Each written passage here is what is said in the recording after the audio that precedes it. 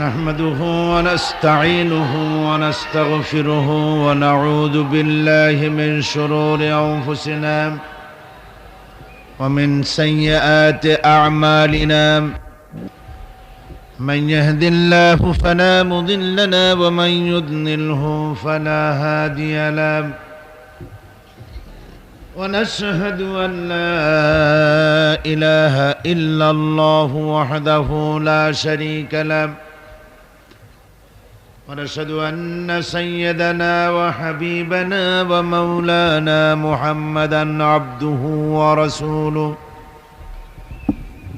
الذي أرسله بالحق بشيرا ونذيرا وداعيا إلى الله بإذنه وسراجا منيرا فقد قال الله تعالى في كلامه المجيد وفرقانه الحميد أعوذ بالله من الشيطان الرجيم بسم الله الرحمن الرحيم إن الله وملائكته يصلون على النبي يا أيها الذين آمنوا صلوا عليه وسلموا تسليما آمين ربنا ظلمنا أنفسنا وإن لم تغفر لنا وترحمنا لنكونن من الخاسرين رب العالمين বিশাল জনসমুদ্র নিয়ে তাফসীরুল কোরআন মাহফিলের আজকের এই চতুর্থ দিবসে চট্টগ্রাম প্যারেড ময়দানে কয়েকবার দুরূদ ও সালাম পড়ে তোমার দরবারে হাত তুলেছি। মেহেরবানি করে দুরূদ ও সালামটুকুন সোনার মদিনায় নবী পাকের রওজা মোবারকে পৌঁছে দাও। হায় আল্লাহ রাব্বুল আলামিন, এ মাহফিলের আয়োজন যারা করেছেন আর যারা শোনার জন্য এসেছেন, কিয়ামতের দিন মুসিবতের সময় এ মাহফিল আমাদের সকলের জন্য নাজাতের জরিয়া বানিয়ে দিও আল্লাহ। ইয়া রব করম তু अगर करे वो बात जुबां को जो दिल पर असर करे रब्बना तक़ब्बल मिन्ना इन्नका अंतस समीउल अलीम وتب علينا إنك أنت التواب الرحيم سبحان ربك رب العزة عما يصفون وسلام على المرسلين الحمد لله رب العالمين محترم صدر جلسہ حضرات উলামায়ে কিরাম, সম্মানিত দেশি বিদেশি ভাই ও বোনেরা, আসসালামু আলাইকুম ওয়া রাহমাতুল্লাহি ওয়া বারাকাতুহু।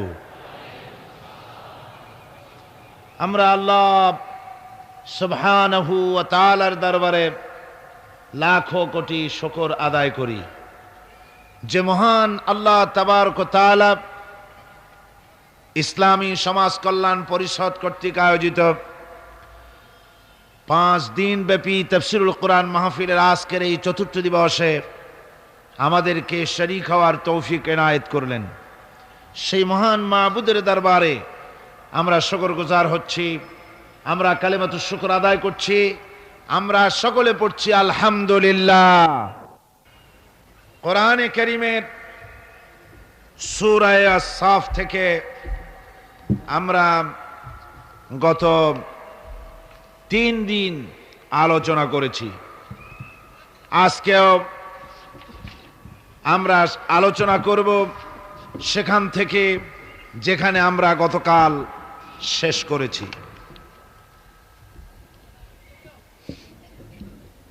কোনো ভূমিকায় না গিয়ে, যেহেতু রাত একটু বেশি হয়ে গেছে, কোনো ভূমিকার মধ্যে না গিয়ে সরাসরি কোরআনে কারীমের সেখান থেকে শুরু করতে চাই যেখানে গতকাল আমরা শেষ করেছি। আপনাদের নিশ্চয়ই মনে আছে সূরা আস-সাফের প্রথম থেকে নিয়ে পর্যন্ত আমরা এক একটি অতীব গুরুত্বপূর্ণ বিষয়ের ওপরে আলোচনা করে আমাদেরকে কোরআনের দিকে, আল্লাহর বর্ণিত, আল্লাহর এই পৃথিবীতে শ্রেষ্ঠ নিয়ামত আল্লাহর বাণী, সর্বশেষ হেদায়েতের কিতাব থেকে আমরা হেদায়েত পাচ্ছিলাম। আজকেও আমরা আলোচনা করতে যাচ্ছি। শয়তানের ওয়াসওয়াসা থেকে আমরা পানাহ চেয়েছি। আল্লাহ রাব্বুল আলামিনের নামে শুরু করা যাচ্ছে। ইয়া আইয়ুহাল্লাযীনা আমানু হাল আদুল্লুকুম আলা তিজারাতিন তুনজিকুম মিন আযাবিন আলীম تؤمنون بالله ورسوله وتجاهدون في سبيل الله بأموالكم وأنفسكم ذلكم خير لكم إن كنتم تعلمون صدق الله العظيم। মহান আল্লাহ সুবহানাহু ওয়া তাআলা তিনি মুমিনদেরকে লক্ষ্য করে বলছেন, হে মুমিনেরা, হে বিশ্বাসীরা, তোমরা যারা আমার উপরে ঈমান এনেছো, শোনো, আমি কি তোমাদেরকে এমন একটি ব্যবসায়ের কথা বলবো না যে ব্যবসায় তোমাদেরকে জাহান্নামের কঠিন পীড়াদায়ক শাস্তি থেকে রক্ষা করবে? অর্থাৎ অবশ্যই বলবো। সেই ব্যবসাটা হচ্ছে আল্লাহ পাকের সঙ্গে আমাদেরকে ব্যবসা করতে বলা হয়েছে। ওই ব্যবসার মধ্যে তিনটি পুঁজির কথা উল্লেখ করা হয়েছে। একটা হচ্ছে আল্লাহর প্রতি ঈমান, একটা হচ্ছে রাসূলের প্রতি ঈমান, আর একটা হচ্ছে আল্লাহর রাস্তায় মাল দিয়ে, জান দিয়ে জিহাদ করা। গতকাল আমরা এই তিনটি পুঁজির কয়টা আলোচনা করেছি মনে আছে? একটা, সেটা কি? ঈমান বিল্লাহ, আল্লাহর প্রতি ঈমানের কথা গতকাল আমরা আলোচনা করেছি। আজকে রাসূলের প্রতি ঈমান সম্পর্কে আমরা আলোচনা করব ইনশাআল্লাহুল আজিজ। রাসূলের প্রতি ঈমান কি এবং তার জরুরত কি, এটা আমাদেরকে বুঝতে হবে। এই পৃথিবীতে মানুষের জন্য সবচেয়ে বেশি জরুরত হচ্ছে রিসালাত, নবুয়ত। নবুয়ত হচ্ছে পৃথিবীর মানুষের জন্য সবচাইতে বেশি জরুরি। সবচাইতে বেশি কি জরুরি, প্রয়োজনীয়। তার কারণ হচ্ছে এই পৃথিবীর মধ্যে অগণিত মানুষ, অসংখ্য মানুষ, আর সেই অসংখ্য মানুষের মধ্যে রয়েছে অসংখ্য চিন্তা, অসংখ্য মত, অসংখ্য পথ। যেমন এই বিশাল মাহফিল, এই মাহফিলের ভিতরে যত লোক এসেছে সব কি এক চিন্তার লোক? বলুন, সব কি এক দলের লোক? সব কি এক মত ও পথের লোক? নিশ্চয়ই নয়। এ মাহফিলের ভেতরে যত মানুষ এসেছে ঠিক অত না হলেও তার কাছাকাছি চিন্তা এবং মত ও পথের বহুত লোক এখানে এসেছে। কেউ তো চিন্তা করেন ধর্মনিরপেক্ষ মতবাদের মাধ্যমে আসবে দেশ ও সমাজে শান্তি। কেউ ভাবেন যে না, পুঁজিবাদের মাধ্যমেই আসতে পারে শান্তি। কেউ ভাবেন না সমাজতন্ত্রের মাধ্যমেই আসতে পারে পৃথিবীর বুকে, বিশেষ করে আমাদের দেশের শোষিত নির্যাতিত মানুষের মুক্তি। আবার কেউ ভাবেন না, এর কোনোটাই নয়, জাতীয়তাবাদের মাধ্যমেই আসতে পারে শান্তি। আবার কেউ ভাবেন না, এ ধর্মনিরপেক্ষতাবাদ নয়, জাতীয়তাবাদ নয়, সমাজতন্ত্র নয়, পুঁজিবাদ নয়, কেবলমাত্র শান্তি আসতে পারে ইসলামের মাধ্যমে। সুতরাং এক পদের এক চিন্তার লোক আসে নাই এখানে। যেমন বিএনপির লোক আছে, তেমন আওয়ামী লীগের লোকও আছে, তেমন জাসদ আছে, বাসদ আছে, আবার তেমন মুসলিম লীগ আছে, তেমন নিজাম ইসলাম আছে, তেমন জামাত ইসলামীও আছে। ঠিক কিনা? আবার সকল ছাত্র সংগঠন, এদের অঙ্গ সংগঠন যত আছে, সব ছাত্র সংগঠনের লোকও আছে। তাহলে বোঝা গেল এই ধরনের একটি মাহফিলের মধ্যে যদি এত চিন্তা, এত মত আর পথ, এত আদর্শ মাথার মধ্যে যদি থাকে, তাহলে গোটা পৃথিবীতে সারা দুনিয়া জুড়ে যত মানুষ আছে এই মানুষগুলির কত চিন্তা, কত মত আর কত পথ। অসংখ্য মানুষ, অসংখ্য চিন্তা। তবে মূল কথা হলো এই সব চিন্তাগুলি এক সময় সঠিক হতে পারে না। সব মত, সব মতবাদ, সব ইজম একসাথে সত্য হতে পারে না। সত্য মাত্র হয় একটি। সত্য হয় কয়টি? জোরে বলেন কয়টি? এই হাজারো মত, হাজারো পথের মধ্যে সত্য মাত্র একটি। এই সত্য পথ কোনটি তা কে বলে দেবে? কে বলবে? আল্লাহ রাব্বুল আলামিন বলেছেন, ওয়া আলাল্লাহি কাসদুস সাবিল ওয়া মিনহা জাইরুন ওয়ালাউ শাআ লাহাদাকুম আজমাইন। ওয়া আলাল্লাহি কাসদুস সাবিল, আর সোজা রাস্তাটা বলে দেওয়ার দায়িত্ব আমি আল্লাহর। ওয়া মিনহা জাইরুন, যেখানে রয়েছে অসংখ্য বাঁকা পথ। আল্লাহ পাক বলছেন যেখানে অসংখ্য বাঁকা পথ, সেই অসংখ্য বাঁকা পথের মাঝে সোজা রাস্তাটা বলে দেওয়ার দায়িত্ব আমি আল্লাহ পাকের। সুবহানাল্লাহি ওয়া বিহামদিহি। সেই সোজা রাস্তাটা বলে দেওয়ার দায়িত্ব আল্লাহ গ্রহণ করে গোটা পৃথিবীর মানুষের জন্য সোজা রাস্তা বলে দেওয়ার জন্যই নবুয়তের সিলসিলা চালু করেছেন, রিসালাত এই পৃথিবীর মানুষের জন্য প্রদান করেছেন সোজা রাস্তা বলে দেওয়ার জন্য। আমরা সোজা রাস্তাটা চেয়েছি আল্লাহর কাছে। সূরা ফাতিহার মধ্যে প্রত্যেক নামাজের মধ্যে প্রতি রাকাতে আমরা আল্লাহর কাছে সোজা রাস্তা চাই। কি বলেন, ঠিক না? আমরা নামাজের মধ্যে বলি, ইহদিনাস সিরাতাল মুস্তাকিম সিরাতাল্লাযীনা আন'আমতা আলাইহিম গায়রিল মাগদুবি আলাইহিম ওয়ালাদ-দাল্লিন। আয় আল্লাহ, আমাদেরকে তুমি একটা সোজা সহজ সরল রাস্তা বলে দাও। নিয়ামতপ্রাপ্তদের রাস্তা আমাদের বলো। আমরা সোজা রাস্তা চাই। আল্লাহ পাক আমাদের চাহিদা অনুযায়ী আগের থেকেই আল্লাহ পাক পৃথিবীর মানুষের জন্য সোজা রাস্তা বলে দেওয়ার জন্য পয়গম্বরদেরকে প্রেরণ করেছেন। এই নবুয়ত, এই রিসালাত হচ্ছে পৃথিবীর মানুষের জন্য সবচাইতে বেশি জরুরি। আর এই নবুয়তকে আল্লাহ রাব্বুল আলামিন যে দান করলেন, তা মানুষেরা নিজেরা নির্বাচনের মাধ্যমে নবী বানাতে পারে না। নবী আল্লাহই তৈরি করেন। নবী ইলেকশনের মাধ্যমে, ভোটের মাধ্যমে নবী তৈরি হয় না। নবী তৈরি হয় কিসের মাধ্যমে বলুন? জি, আল্লাহ রাব্বুল আলামিন নবুয়ত তিনি দেন, নবুয়ত তিনি মনোনীত করেন, তিনি নির্বাচনের মোহতাজ করেন নাই নবুয়তকে। যেহেতু যারা নবী হবেন তাদেরকে আল্লাহ পাক আগের থেকেই তৈরি করে রাখেন। হঠাৎ করে 40 বছর বয়সের সময় কোনো একটি লোক পথের থেকে ধরে নিয়ে আল্লাহ নবী বানান না, নবী বানান আগের থেকেই। আল্লাহ পাক মানুষের জন্য পথ সৃষ্টি করেছেন, পথ তিনি তৈরি করেছেন।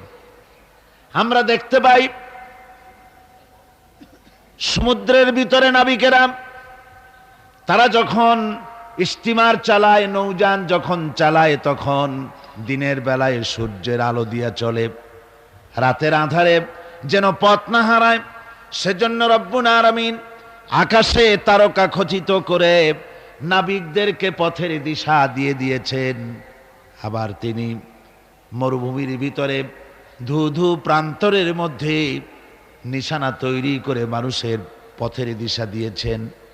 যে আল্লাহ রাব্বুল আলামিন মানুষের এমনি করে সমুদ্রের মধ্যে, পাহাড়ের ভিতরে, প্রান্তরের মধ্যে পথের দিশা দিয়ে দিয়েছেন, সেই আল্লাহ রাব্বুল আলামিন মানুষের জীবনের চলার জন্য আলো প্রদান করেন নাই, পথ প্রদান করেন নাই। এটা কেবলমাত্র বেকুবরাই চিন্তা করতে পারে। কারা চিন্তা করবে এটা? যারা বেকুব, যারা আহমক, ওরাই চিন্তা করতে পারে।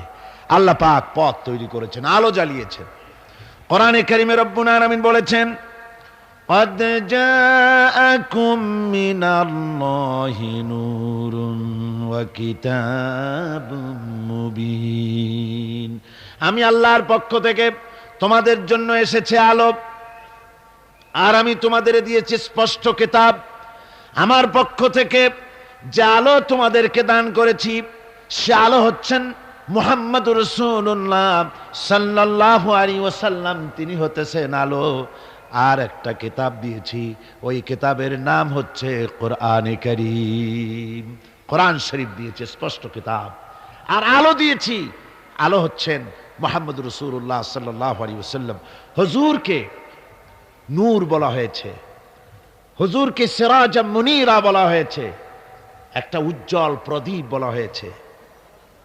হুজুর যেমন শানওয়ালা বরকতওয়ালা নবী, তাকে তো প্রদীপের সাথে নয়, তাকে তুলনা করা দরকার ছিল সূর্যের আলোর সাথে, চাঁদের আলোর সাথে। কিন্তু আল্লাহ রাব্বুল আলামিন সূর্য এবং চাঁদের সাথে তুলনা না করে হুজুরকে তুলনা করেছেন প্রদীপের সাথে। কারণ হচ্ছে সূর্যের আলো যতই প্রখর হোক, সূর্যের আলো যতই প্রচন্ড হোক, এই সূর্য কিয়ামত পর্যন্ত চেষ্টা করে নতুন আরেকটি ছোট্ট সূর্যের জন্ম দিতে পারবে না। চাঁদের আলো যতই সুন্দর হোক, যতই স্নিগ্ধ হোক না কেন, কিয়ামত পর্যন্ত চেষ্টা করে চাঁদ নতুন ছোট্ট একটি চাঁদের জন্ম দিতে পারবে না।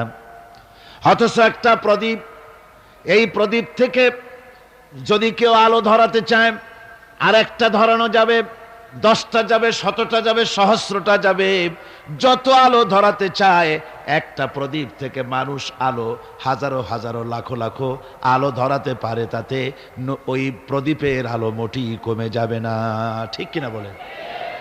সুতরাং রাসূল পাক সাল্লাল্লাহু আলাইহি ওয়াসাল্লাম হচ্ছেন জ্ঞানের প্রদীপ। কিসের প্রদীপ? জ্ঞানের প্রদীপ। তার কাছ থেকে, আল্লাহ রাব্বুল আলামিনের কাছ থেকে এসেছে জ্ঞান। সেই জ্ঞান তিনি বিকিরণ করেছেন, বিতরণ করেছেন গোটা বিশ্ববাসীর জন্য। সুতরাং হেদায়েতটা আল্লাহর পক্ষ থেকে পয়গম্বরদের কাছে সরাসরি আসে, অন্যদের কাছে আসে না। এই পৃথিবীতে দার্শনিকরাও নেতা, রাজনৈতিক নেতারাও নেতা। যত নেতা আছে, দার্শনিক হোক আর রাজনৈতিক নেতা হোক, যত রকমের নেতা আছে, সমস্ত নেতারা কথা বলে মন মস্তিষ্ক দিয়ে, আন্দাজ এবং অনুমানের উপরে ভিত্তি করে অন্ধকারে ঢিল ছোড়ে। আর পয়গম্বরেরা আন্দাজের উপরে ভিত্তি করে, অনুমানের উপরে ভিত্তি করে কোনো কথা বলেন না, অন্ধকারে ঢিল ছোড়েন না, পর্যবেক্ষণ করে চোখে দেখে বিশ্বাসের ভিত্তিতে আল্লাহর পক্ষ থেকে যে কথা আসে সেই কথাই দৃঢ়তার সাথে তারা পেশ করে থাকেন। নবীরা হচ্ছেন মাসুম। নবীরা কি? মাসুম, বেগুনাহ, তাদের কোনো গুনাহ নাই। আল্লাহ পাক তাদেরকে হেফাজত করেন। কে হেফাজত করেন? আল্লাহ সুবহানাহু ওয়া তাআলা। শয়তান হচ্ছে মোস্ট পাওয়ারফুল। শয়তানের এত বড় পাওয়ার, সে যে কোনো মুহূর্তে যে কোনো আলেম, যে কোনো পীর, যে কোনো সুফি, দরবেশ, হাজি, গাজী, যে কোনো ব্যক্তিকে ওয়াসওয়াসা দিতে পারে, প্রতারণা দিতে পারে, কিন্তু নবীদেরকে প্রতারণা দিতে পারে না। আল্লাহ পাক শয়তানের সব রকমের কুমন্ত্রণা এবং ওয়াসওয়াসা থেকে আল্লাহ পাক নবীদেরকে কি করেছেন? হেফাজত করেছেন। একটু জোরে সোরে জিকির করেন, লা ইলাহা ইল্লাল্লাহ। এই পৃথিবীর মানুষের জন্য আল্লাহ রাব্বুল আলামিনের সবচেয়ে বড় ইহসান হচ্ছে যে তিনি আমাদের জন্য নবী দিয়েছেন, হেদায়েত আমাদের দিয়েছেন নবীর মাধ্যমে। আর তাও আবার তিনি নবী দিয়েছেন মানুষের মধ্য থেকে, কোন নবী ফেরেশতাদের মধ্য থেকে দেওয়া হয়নি। নবীর বশরিয়ত সম্পর্কে গত বছরের তাফসীরের মাহফিলে সূরা ফুরকান থেকে আলোচনা করেছিলাম, বোধহয় আপনাদের মনে আছে, মনে আছে না? আল্লাহ পাকের এটা ইহসান যে তিনি নবী বানিয়েছেন সব মানুষদের, ফেরেশতাদের নবী বানান নাই। ফেরেশতা নবী হলে আমাদের জন্য সুবিধা হতো না, কি বলেন? ঠিক না? তার কারণ হলো ফেরেশতারা পুরুষও না, নারীও না। তারা মানুষের সমস্যা বোঝেন না। তাদের কল নাই, কারখানা নাই, তাদের ক্ষেত খামার নাই, মহিষ গরু নাই, তাদের রাজনীতি নাই, তাদের ইলেকশন নাই, তাদের ভোটাভুটি নাই, তাদের কিছুই নাই। তারা শুধু আল্লাহ পাকের আজ্ঞাবহ বিরাট এক বাহিনী। তো তো তারা পুরুষও না নারীও না। সুতরাং স্বামী স্ত্রীর মধ্যে যদি কোনো মনোমালিন্যর সৃষ্টি হয় তাহলে তার মীমাংসা করা তাদের পক্ষে সম্ভব না। তারা কি করে জানবে যে স্বামী স্ত্রীর মধ্যে গন্ডগোল হয় কেন, অর্থাৎ মিটাই কি করে? কল কারখানা তাদের নাই, তারা শ্রম দেয় না, তারা কল কারখানার মালিকও না। সুতরাং শ্রমিকদের সাথে মালিকের বাধে কেন, আর মেটে কিসে, তাও তাদের বোঝার কথা না। তারা রাজনীতি করে না, তারা ইলেকশন করে না, তারা আল্লাহ পাকের আজ্ঞাবহ বাহিনী। মানুষকে রাজনীতি করতে হয়, সমাজ নিয়ে বাস করতে হয়। সুতরাং রাজনীতি করতে গিয়ে মানুষকে হরতালের ডাক দিতে হয়, ধর্মঘট করতে হয়, ভোটাভুটি করতে হয়, কত কিছু করতে হয়। ফেরেশতা যদি নবী হতো তো মানুষের প্রতি ইহসান হতো না। এই জন্য আল্লাহ রাব্বুল আলামিন মানুষের প্রতি সবচাইতে তিনি হচ্ছেন বড়, তিনি সবচাইতে ইহসানকারী, তিনি মানুষের প্রয়োজন বোঝেন। এই জন্য মানুষের জন্য তিনি যে নবী বানালেন, সমস্ত নবীরাই ছিলেন মানুষ। সমস্ত নবীরাই কি? সবাই জোরে সোরে বলেন, নবীরা কি ছিলেন? আল্লাহ পাক নবী দিয়েছেন, আবার মানুষ সৃষ্টি করে তার হেদায়েতের রাস্তা দেখিয়ে দিয়েছেন। আল্লাহ এমন কিছু সৃষ্টি করেন নাই যার চলার পথ দেন নাই, চলা শিখান নাই। সৃষ্টি করেছেন অথচ চলা শিখান নাই, এমন কিছুই সৃষ্টি করেন নাই। যেমন আল্লাহ রাব্বুল আলামিন চোখ সৃষ্টি করেছেন দেখার জন্য, চোখ দেখার কাজ করে, কান শোনার কাজ করে। পাখিকে সৃষ্টি করে ওড়ার মতো ট্রেনিং আল্লাহ রাব্বুল আলামিন দিয়ে দিয়েছেন। মাছকে সাঁতার কাটার ট্রেনিং দিয়ে দিয়েছেন। আপনি দেখুন, আপনার বাড়ির মুরগির ডিমের থেকে বাচ্চা বেরোবার পর আপনি যদি তাকে পানির মধ্যে ছেড়ে দেন, সে চুবনি খেয়ে মরে যাবে। কিন্তু হাঁসের ডিম থেকে বাচ্চা বেরোলে পরে ওই বাচ্চা পানির মধ্যে দিবেন, সাঁতরায়া ডুব খাইয়া যেমনি পারুক কেনারায় চলে আসবে। কে দিল তার সাঁতারের ট্রেনিং? কে দিল? আল্লাহ রাব্বুল আলামিন। সুতরাং আল্লাহ শুধু সৃষ্টিই করেন না, সৃষ্টি করেন, প্রতিপালন করেন, আর হেদায়েতের রাস্তাও তিনি বলে দেন। তাই এই পৃথিবীতে সাধারণ নেতাদের সাথে আর নবীদের সাথে বিরাট পার্থক্য সূচিত হয়েছে, যেহেতু নবীদের মাধ্যমেই আল্লাহ পাক মানুষের চলার পথের দিশা দিয়েছেন। দুনিয়ার সব নেতারা কথা বলেন মস্তিষ্ক দিয়ে চিন্তা করে কথা বলেন, আর পয়গম্বরেরা, আল্লাহ রাব্বুল আলামিন বলেছেন, মা ইয়ানতিকু আনিল হাওয়া ইন হুয়া ইল্লা ওয়াহয়ুহা।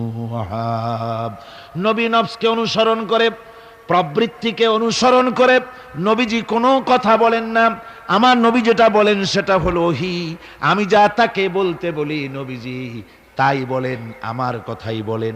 আল্লাহ পাক গ্যারান্টি দিতেছেন, এই যে কোরআন, এই কোরআনে কারিমের ভিতরে আমার নবী যদি নিজের থেকে বানিয়ে কোনো কথা বলতেন, ওয়ালা মুতাকাওয়ালা আলাইনা বাদাল আকাবিল, নবী যদি নিজের থেকে কোনো কথা যদি রচনা করে কোরআনের মধ্যে ঢুকিয়ে দিতেন, তাহলে আমি আল্লাহ রাব্বুল আলামিন নবীজির হাতকে চেপে ধরতাম, আমি তার ডান হাতকে চেপে ধরতাম, আর তার কণ্ঠনালীকে আমি আল্লাহ রাব্বুল আলামিন কেটে ফেলে দিতাম। সুবহানাল্লাহ পড়েন।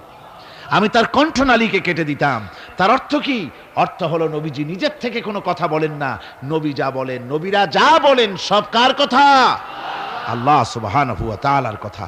তাই নবীদের কাছে যত ইলম এসেছে সমস্ত ইলম কার? জোরে বলেন, সমস্ত ইলম কার? আল্লাহ পাকের। আল্লাহর পক্ষ থেকেই তাদের কাছে ইলম এসেছে।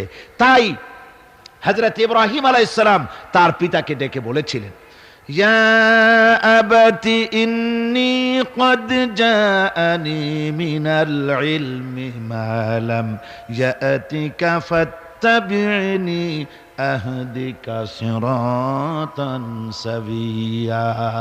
হে আমার সম্মানিত পিতা, আমার কাছে এমন এক ইলম এসেছে, আমার কাছে এমন এক জ্ঞান এসেছে যে জ্ঞান আপনার কাছে নাই, যে জ্ঞান আপনার কাছে আসে নাই। সুতরাং আমার ইত্তেবা করুন, আমার অনুসরণ করুন, তাহলে আপনি সহজ সরল রাস্তাটি খুঁজে পাবেন। আমার কাছে যে জ্ঞান আসছে ওই জ্ঞান আপনার কাছে নাই। তার মানে আমার কাছে কিসের জ্ঞান আসছে? ওহির জ্ঞান। কিসের জ্ঞান? ওহির জ্ঞান। জ্ঞান হচ্ছে দুই প্রকার। জ্ঞান কয় প্রকার? একটা হচ্ছে ওহীভিত্তিক জ্ঞান, আর একটা হচ্ছে গায়রে ওহীভিত্তিক জ্ঞান। ওহীভিত্তিক জ্ঞান হচ্ছে আল্লাহর, আর গায়রে ওহীভিত্তিক জ্ঞান হচ্ছে কার? মানুষের। এই ওহীভিত্তিক জ্ঞান যতদিন পৃথিবীতে আসে নাই ততদিন পর্যন্ত আবু জাহল, তার নাম ছিল আবুল হিকাম। কি নাম ছিল? আবুল হিকাম। মানে কি? বুদ্ধির বাপ। শুধু বুদ্ধি, শুধু জ্ঞানী না, শুধু বুদ্ধিজীবী না, বুদ্ধিজীবীর বাপ। আর যখন ওহী নাজিল হয়ে গেল আল্লাহর পক্ষ থেকে, তখন বুদ্ধির বাপ কি হয়ে গেল? আবুল হিকামটা কি হলো? আবু জাহল হয়ে গেল। সে তখন মূর্খের পিতা হয়ে গেল। আসল জ্ঞান এসে গেছে, আর আসল জ্ঞানের মালিক হচ্ছেন আল্লাহ সুবহানাহু ওয়া তাআলা। তিনি ইব্রাহিম আলাইহিস সালামের কাছে জ্ঞান তিনি পাঠিয়েছেন, হযরত লূতের কাছে তিনি জ্ঞান পাঠিয়েছেন, মুসা আলাইহিস সালামের কাছে তিনি জ্ঞান পাঠিয়েছেন। সমস্ত নবীদের কাছে আল্লাহর পক্ষ থেকে জ্ঞান এসেছে। আর আল্লাহ রাব্বুল আলামিন কোন জাতকে মাহরুম করেন নাই, সমস্ত জাতির কাছে ওয়ালি কুল্লি উম্মতির রাসূল, প্রত্যেক জাতির জন্য আল্লাহ পাক রাসূল প্রেরণ করেছেন। সুবহানাল্লাহ পড়ে। আল্লাহ রাব্বুল আলামিন বলেছেন, ওয়ালাকাদ বাআসনা ফি কুল্লি উম্মাতির রাসূলা আন ইবুদুল্লাহ ওয়াজতানিবুত তাগুত। আমি প্রত্যেক জাতির জন্য, প্রত্যেক উম্মতের জন্য আমি রাসূল প্রেরণ করেছি, যাতে করে কোন জাতি বলতে না পারে যে আমরা সতর্ককারী, আমাদের কাছে আসে নাই, তাওহীদের কথা বলতে কেউ আসে নাই। আল্লাহ রাব্বুল আলামিন তাই প্রত্যেক জাতির জন্য বলেন আমি নবী পাঠিয়েছি। তারা দাওয়াত দিয়েছেন এক আল্লাহর গোলামি করো, এক আল্লাহর দাসত্ব করো, তিনি ছাড়া তোমাদের কোনো ইলাহ নাই, তিনি ছাড়া তোমাদের কোনো মাবুদ নাই, উপাস্য নাই, তারই গোলামি জীবনের সকল ক্ষেত্রে করো। এভাবে করে আল্লাহ পাক যুগে যুগে নবী প্রেরণ করেছেন। এই নবী পাঠাবার উদ্দেশ্য কি সেটা কোরআনে কারিমে আল্লাহ পাক বলছেন। নবী পাঠাবার উদ্দেশ্য হচ্ছে আলিফ লাম রা কিতাবুন আনজালনাহু ইলাইকা লিতুখরিজান নাসা মিনাজ যুলুমাতি ইলান নূর। পয়গম্বরদের আগমনের উদ্দেশ্যই ছিল যে তারা পৃথিবীর মানব মণ্ডলীকে পঞ্জীভূত অন্ধকারের ভেতর থেকে টেনে বের করে আলোর দিকে নিয়ে আসবে। কোথায় নিয়ে আসবে? আলোর দিকে নিয়ে আসবে। পঞ্জীভূত অন্ধকার কি? অন্ধকার হচ্ছে মানুষের তৈরি করা মতবাদ। মানুষ যত মতবাদ তৈরি করেছে সবগুলি কি? অন্ধকার। একমাত্র ইসলাম হচ্ছে আলো। সেই আলোর দিকে, হেদায়েতের দিকে, কোরআনের দিকেই আল্লাহ রাব্বুল আলামিন নবীদেরকে পাঠিয়েছেন, যাতে করে তারা মানব মণ্ডলীকে আলোর দিকে নিয়ে আসেন। এই নবুয়তের সিলসিলা শুরু হলো হযরতে সাইয়্যিদানা আদম আলাইহিস সালাম থেকে, আর শেষ হলো গিয়ে মুহাম্মদুর রাসূলুল্লাহ সাল্লাল্লাহু আলাইহি ওয়াসাল্লাম। রাসূল পাক সাল্লাল্লাহু আলাইহি ওয়াসাল্লামকে আল্লাহ রাব্বুল আলামিন তাকে বিশ্ব নেতা বানিয়ে দিলেন। কি নেতা বানালেন? বিশ্ব নেতা, ইমামুল মুরসালিন। সমস্ত রাসূলদের নেতা তিনি। রাসূল পাক সাল্লাল্লাহু আলাইহি ওয়াসাল্লাম বিশ্ব নেতা। আর বিশ্ব নেতা হওয়ার মতো সব কোয়ালিটি আল্লাহ পাক একমাত্র রাসূলকে দান করেছেন। আর কারো মধ্যে বিশ্ব নেতা হওয়ার কোয়ালিটি নাই। আছে? যারা বলেন আছে। বিশ্ব নেতা হওয়ার জন্য প্রথম যে কোয়ালিটি হওয়া দরকার সেটা হলো তিনি যে কথা বলবেন তা কোনো বিশেষ জাতির জন্য, বিশেষ কোনো বর্ণ, কোন শ্রেণীর কল্যাণের জন্য কথা বলবেন না। তিনি কথা বলবেন বিশ্ব মানবতার জন্য। সুবহানাল্লাহি ওয়া বিহামদিহি। আপনারা আমাকে বলেন, পৃথিবীতে এমন কোন নেতা আছে যে নেতা কথা বলেছেন পৃথিবীর সব মানুষের জন্য? দুনিয়ায় যত নেতা এসেছেন সমস্ত নেতারাই যার যার জাতির কথা বলেছেন, ভাষার কথা বলেছেন, নিজের দেশের কথা বলেছেন, বিশ্ব মানবতার কথা কেবলমাত্র বলেছেন মুহাম্মদ রাসূলুল্লাহ সাল্লাল্লাহু আলাইহি ওয়াসাল্লাম। আল্লাহর নবী বলেছেন সাদা এবং কালো, আরব এবং অনারব, মানুষের মাঝে কোনো ভেদাভেদ নাই। আরবের উপরে অনারবের কোনো প্রাধান্য নাই, অনারবের উপরে আরবের কোনো প্রাধান্য নাই। সৈয়দ বংশের বলে শিক্ষার গৌরব, বংশের গৌরব বলে কোনো জিনিস থাকবে না। মুসলমানদের একমাত্র দুনিয়ার ভিতরে আল্লাহর কাছে সম্মানিত সেই ব্যক্তি, ইন্না আকরামাকুম ইনদাল্লাহি আতকাকুম, আল্লাহর কাছে তোমাদের মধ্যে সবচেয়ে বেশি মর্যাদা তার যে ব্যক্তি তোমাদের মধ্যে আল্লাহ পাককে সবচেয়ে বেশি ভয় করে। সেই ব্যক্তি হচ্ছে তোমাদের মধ্যে সবচেয়ে মর্যাদা সম্পন্ন। সাদা এবং কালোর ব্যবধান দূর করলেন মুহাম্মদ রাসূলুল্লাহ, জোরে বলেন সাল্লাল্লাহু আলাইহি ওয়াসাল্লাম। মানুষে মানুষে ভেদাভেদ দূর করে দিয়ে সমস্ত মানুষকে একটা প্ল্যাটফর্মে তিনি দাঁড় করিয়েছেন। বিশ্ব নেতা হবেন তিনি যার আদর্শ সারা দুনিয়ার মানুষের জন্য প্রযোজ্য। বলুন, পৃথিবীর কোন নেতা, কোন ব্যক্তি তার আদর্শ দুনিয়ার সমস্ত মানুষের জন্য গ্রহণযোগ্য হতে পারে এমন আদর্শ কেউ দেখাতে পেরেছে? কেউ পারেনি।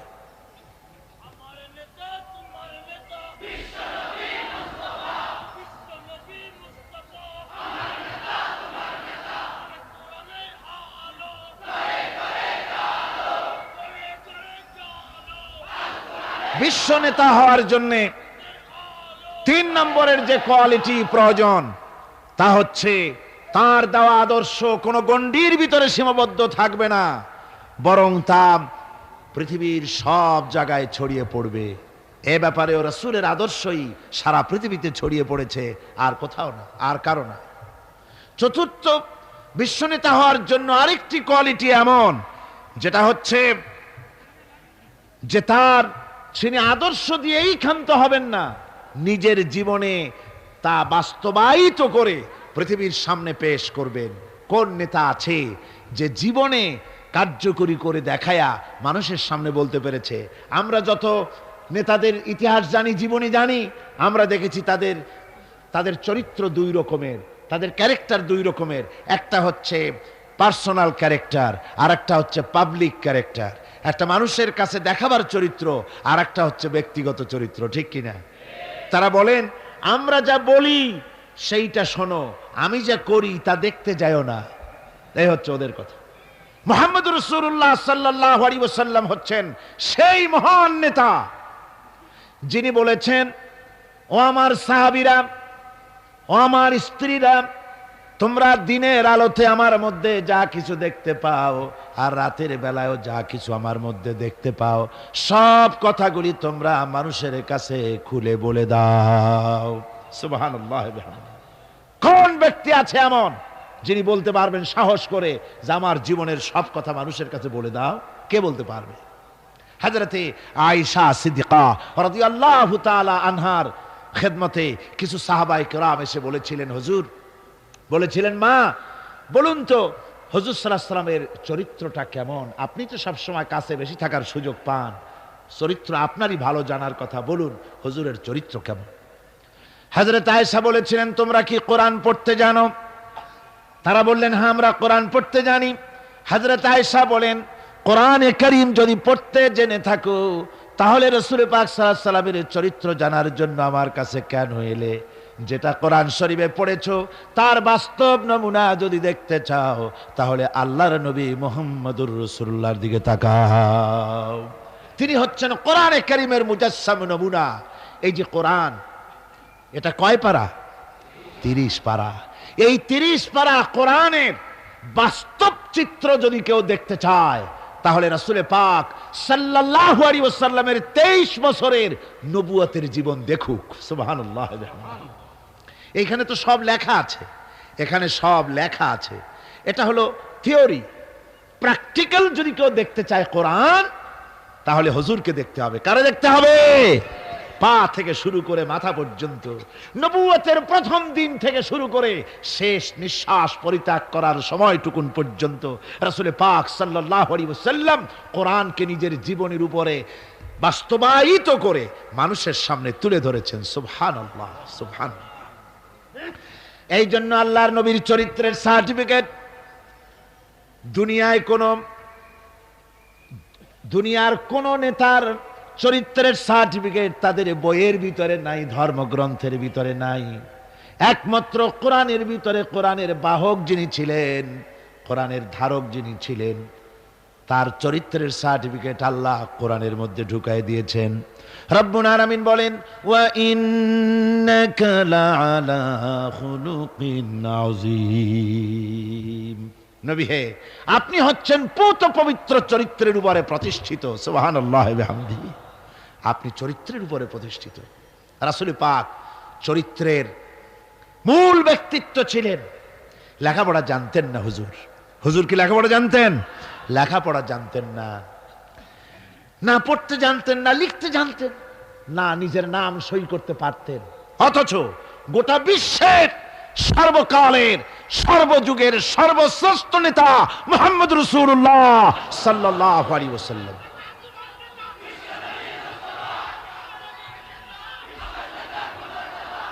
কেমন করে নেতা হলেন? সমস্ত মানুষের জন্য তিনি নেতা হলেন। কোন কলেজে ভার্সিটিতে পড়াশোনা না করে। কিভাবে? হুজুর নিজে বলেছেন, ইন্নামা বুইস্তু মুআল্লিমান, আমি পৃথিবীতে প্রেরিত হয়েছি শিক্ষক হিসেবে। জোরে কোন তো কি হিসেবে? শিক্ষক হিসেবে। কোন কলেজে পড়েন নাই। হুজুর কি কোন কলেজ থেকে গ্রাজুয়েশন ডিগ্রি নিয়েছিলেন নাকি?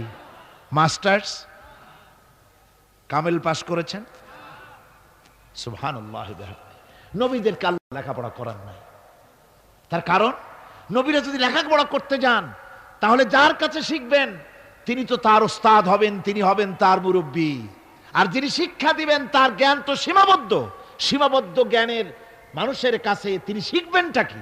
এই জন্য নবীদের শিক্ষক পৃথিবীর কোনো মানুষ নয়, নবীদের শিক্ষক স্বয়ং আল্লাহ সুবহানাহু ওয়া তাআলা। আল্লাহ নিজে শিখাইছেন। আমার ভাইয়েরা, রাসূল পাক সাল্লাল্লাহু আলাইহি ওয়াসাল্লামের চরিত্র এত বড় চরিত্রবান ব্যক্তিত্ব, আল্লাহর আকাশের নিচে জমিনের উপরে আর কেউ হতে পারে না।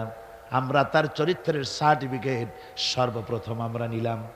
আমরা রাসূলের চরিত্র দেখতে পেলাম। রাসূলের স্ত্রী হযরতে খাদিজাতুল কুবরা রাদিয়াল্লাহু তাআলা আনহা, তিনি রাসূলের চরিত্রের সার্টিফিকেট দিতেছেন। বলেন, পুরুষের চরিত্রের সার্টিফিকেট সবচাইতে অথেন্টিক কারটা? স্ত্রীটা। স্ত্রী যে সার্টিফাই করে ওইটা হলো সবচাইতে মূল্যবান। আপনি পারেন বিদেশে গিয়া খুব বেশি জামা কাপড় গায়ে দিয়ে তারপরে বলতে পারেন যে আমি একেবারে কুতুবে জামান, ইমামুল জিন্নি ওয়াল ইনস, একটা বহুত কিছু আমি বলতে পারেন, কিন্তু আপনি কুতুবে জামান না শয়তানের খালাতো ভাই, এটা বউ জানে সবচাইতে বেশি। কে জানে সবচাইতে বেশি? বউ। স্ত্রী জানে সবচাইতে বেশি। রাসূলুল্লাহর সার্টিফিকেট স্ত্রী দিচ্ছে। সুবহানাল্লাহ ওয়া বিহামদিহি। দেখুন, হুজুর যখন নবুয়ত পেলেন এবং হযরত খাদিজার কাছে পেশ করলেন, লম্বা ঘটনায় যাব না। রাসূলুল্লাহ যখন নবুয়তের কথা পেশ করলেন হযরত খাদিজার কাছে, উম্মুল মুমিনিন হযরতে খাদিজাতুল কুবরা রাদিয়াল্লাহু তাআলা আনহা এক সেকেন্ডও দেরি করেন নাই, এক মুহূর্ত দেরি করেন নাই। আমরা জানি একটা স্ত্রী তার স্বামীর জন্য জান দিতে পারে, মাল দিতে পারে, ভালোবাসা জীবনে যা আছে সব উজাড় করে দিতে পারে, কিন্তু স্ত্রী কখনো স্বামীর উপরে ঈমান আনতে পারে না। পারে নাকি? টেস্ট করেন। আজকে গভীর রাত্রে ঘুম ভাঙিয়া বউকে জাগান, এই মাত্র স্বপ্নে দেখলাম এক ফেরেশতা বলে গেল আমি নাকি পীর, তো তুমি সর্বপ্রথম আমার কাছে মুরিদ হও। বউ বলবে যে এই দান্দাবাজি আমার কাছে কইও না, অন্য কোথাও পথ দেখো। ঠিক না? স্ত্রী জান দিয়ে দিতে পারে স্বামীর জন্য, ঈমান আনতে পারে না। আল্লাহর নবী যখন নবুয়তের কথা হযরতে খাদিজার কাছে পেশ করলেন, হযরতে খাদিজা এক মুহূর্ত দেরি করেন নাই, এক সেকেন্ডও চিন্তা করেন নাই, সঙ্গে সঙ্গে মা খাদিজা পড়েছেন লা ইলাহা ইল্লাল্লাহু মুহাম্মাদুর রাসূলুল্লাহ। জোরে সোরে পড়েন লা ইলাহা, না না না ওইটা লা ইলাহা, জোরে পড়েন লা ইলাহা। এক মুহূর্ত দেরি করেন নাই, হযরতে খাদিজা সঙ্গে সঙ্গে ঈমান এনেছেন। আমার বন্ধুগণ, স্ত্রীর সার্টিফিকেট সবচাইতে বড়, তারপরে লোকটির চরিত্র কেমন, সুন্দর সার্টিফিকেট দিতে পারে স্ত্রীর পরে তার খাদেম, তার বাড়িতে যে চাকর থাকে, যেহেতু চাকর বাড়ির ড্রয়িং রুম থেকে রান্নাঘর পর্যন্ত যাতায়াত করে, লোকটি কেমন তা ভালো করে সে জানে। একজন চাকর তার প্রভুর জন্য, তার মনিবের জন্য জানমাল সব দিয়ে দিতে পারে, কিন্তু ঈমান আনতে পারে না মনিবের উপরে। আমরা দেখতে পাই রাসূল পাক সাল্লাল্লাহু আলাইহি ওয়াসাল্লাম নবুয়তের দাওয়াত যখন পেশ করলেন, রাসূলের খাদেম ছিলেন যায়েদ বিন হারিসা। হযরতে যায়েদ এক মুহূর্ত দেরি করেন নাই, সঙ্গে সঙ্গে পড়েছেন লা ইলাহা ইল্লাল্লাহু মুহাম্মাদুর রাসূলুল্লাহ। স্ত্রী, তারপরে খাদেম, তারপরে লোকটির চরিত্র সম্পর্কে ভালো করে সার্টিফাই করতে পারে তার বন্ধু। রাসূলের বন্ধু ছিলেন হযরতে আবু বকর সিদ্দিক রাদিয়াল্লাহু তাআলা আনহু। নবুয়ত পাওয়ার আগে 20 বছরের পুরানা বন্ধুত্ব। কত বছর? 20 বছরের পুরানা বন্ধুত্ব হুজুরের সাথে হযরত আবু বকরের। 20 বছরে একটা লোককে চিনতে কিছু বাকি থাকে? কিছু বাকি থাকে।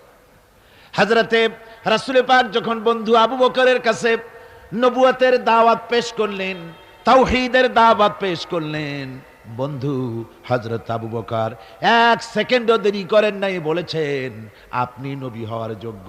যে চরিত্র আপনার ভিতরে দেখেছি, সাধারণ মানুষের এই চরিত্র হতে পারে না।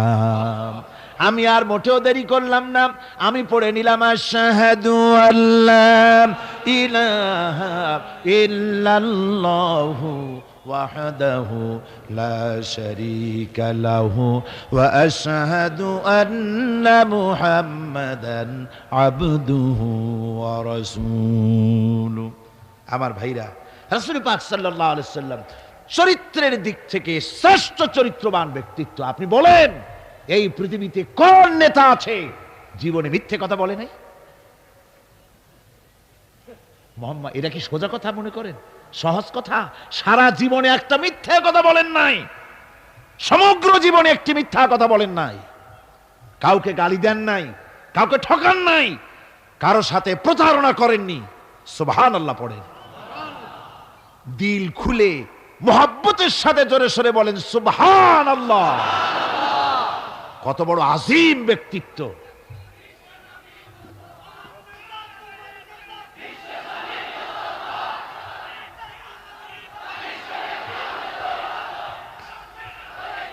রাসূল পাক সাল্লাল্লাহু আলাইহি ওয়াসাল্লাম সমগ্র বিশ্বের নেতা, ইমামুল মুত্তাকিন, ইমামুল মুরসালিন, সমগ্র পৃথিবীর মানুষের নেতা, জেনেদের নেতা, সবার নেতা।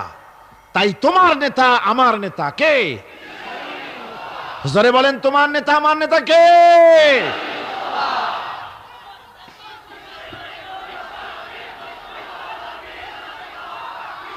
আমার ভাইরা, এতক্ষণ বললাম, এতক্ষণ বলেছি তিনি বিশ্ব নেতা। এবার শুনুন, রাসূল একদিকে বিশ্ব নেতা, আর একদিকে বিশ্ব নবী। আর একদিকে কি নবী?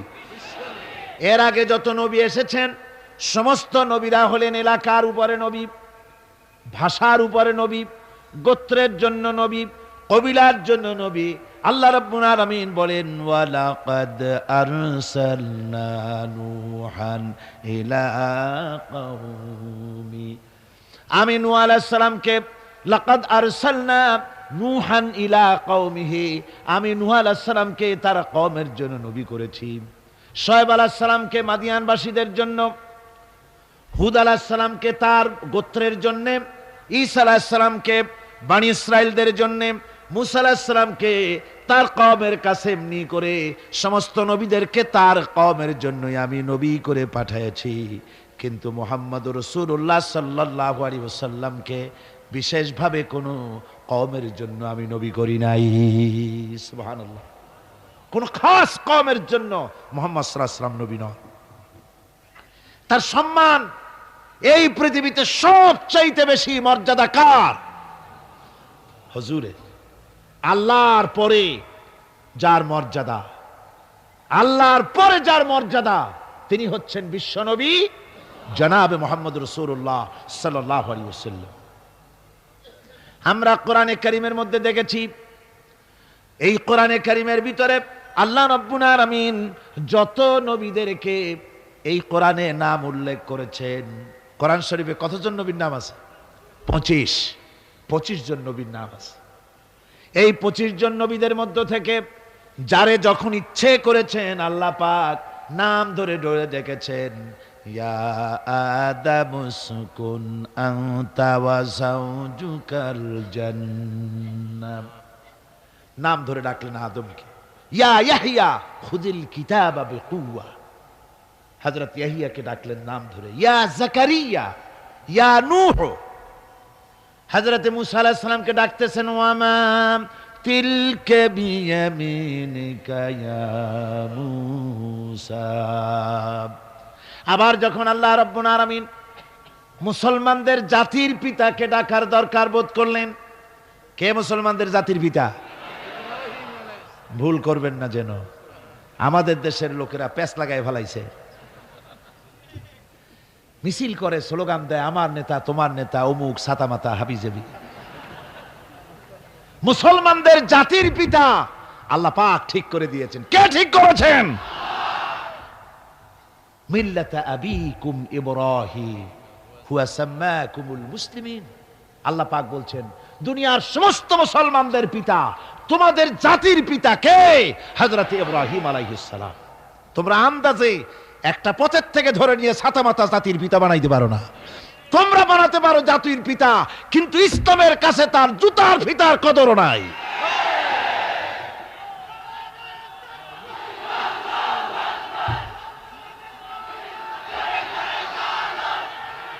সুতরাং আল্লাহ যখন ইব্রাহিম আলাইহিস সালামকে ডাকার দরকার বোধ করেছেন, তখন কিন্তু ও মুসলমানদের জাতির পিতা এই কথা বলে তিনি ডাকেন নাই। ডেকেছেন না। আল্লাহ রাব্বুল আলামিন ডাকলেন কিভাবে? কোরআনে কারীমের দিকে লক্ষ্য করুন। রব্বুল আলামিন বলেন ওয়ানাদাইনাহু আইয়া ইব্রাহিম قد صدقت الرؤيا إنا كذلك نجزي المحسنين। আমি ইব্রাহিমকে ডেকে বললাম, ও ইব্রাহিম, তুমি তোমার স্বপ্নকে বাস্তবে রূপ দিয়েছো, আর আমি এইভাবে করে মুহসিন ব্যক্তিদেরকে পুরস্কৃত করে থাকি। আল্লাহ পাক জাতির পিতা বলে ডাকলেন না, ইব্রাহিম নাম ধরে ধরে আল্লাহ পাক ডেকেছেন সব নবীদেরকে। কিন্তু গোটা কোরআন শরীফ, এই যে 30 পারা কোরআন, কোরআনে কারীমের প্রথম থেকে নিয়ে শেষ পর্যন্ত পড়ে দেখেন, ইয়া ইয়াহইয়া সে ইয়া যাকারিয়া, ইয়া মূসা, ইয়া ঈসা, এভাবে করে আছে, কিন্তু কোন জায়গায় ইয়া মুহাম্মদ, ইয়া আহমদ নাই। সুবহানাল্লাহ, সুবহানাল্লাহ বিহামদিহি। হুজুরকে আল্লাহ রাব্বুল আলামিন নাম ধরে ডাকেন নাই। নাম ধরে তো ডাকলেনই না। এই পৃথিবীতে কোন নবীদের তার নবীকে নাম ধরে ডাকার ব্যাপারে কোনো নিষেধ ছিল না। আল্লাহ রাব্বুল আলামিন মুমিনদেরকে বলে দিলেন, লা তাজআলু দুআআর রাসূলি বাইনাকুম কাদুআই বা'দিকুম বা'দা। তোমরা যেমন পরস্পরকে নাম ধরে ডাকাডাকি করো, এইভাবে করে আমার হাবিব মুহাম্মদ রাসূলুল্লাহ সাল্লাল্লাহু আলাইহি ওয়াসাল্লামকে কখনো নাম ধরে ডেকো না। সুবহানাল্লাহ, কখনো নাম ধরে ডেকো না। এই সম্মান আল্লাহ রাব্বুল আলামিন তার হাবিবকে দান করেছেন। এই সম্মান দিয়ে তাকে আল্লাহ পাক করলেন বিশ্বনবী। কি নবী করেছেন? বিশ্বনবী।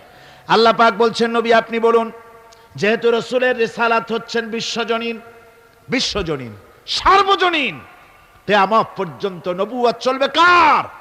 মুহাম্মদ রাসূলুল্লাহ সাল্লাল্লাহু আলাইহি ওয়াসাল্লাম।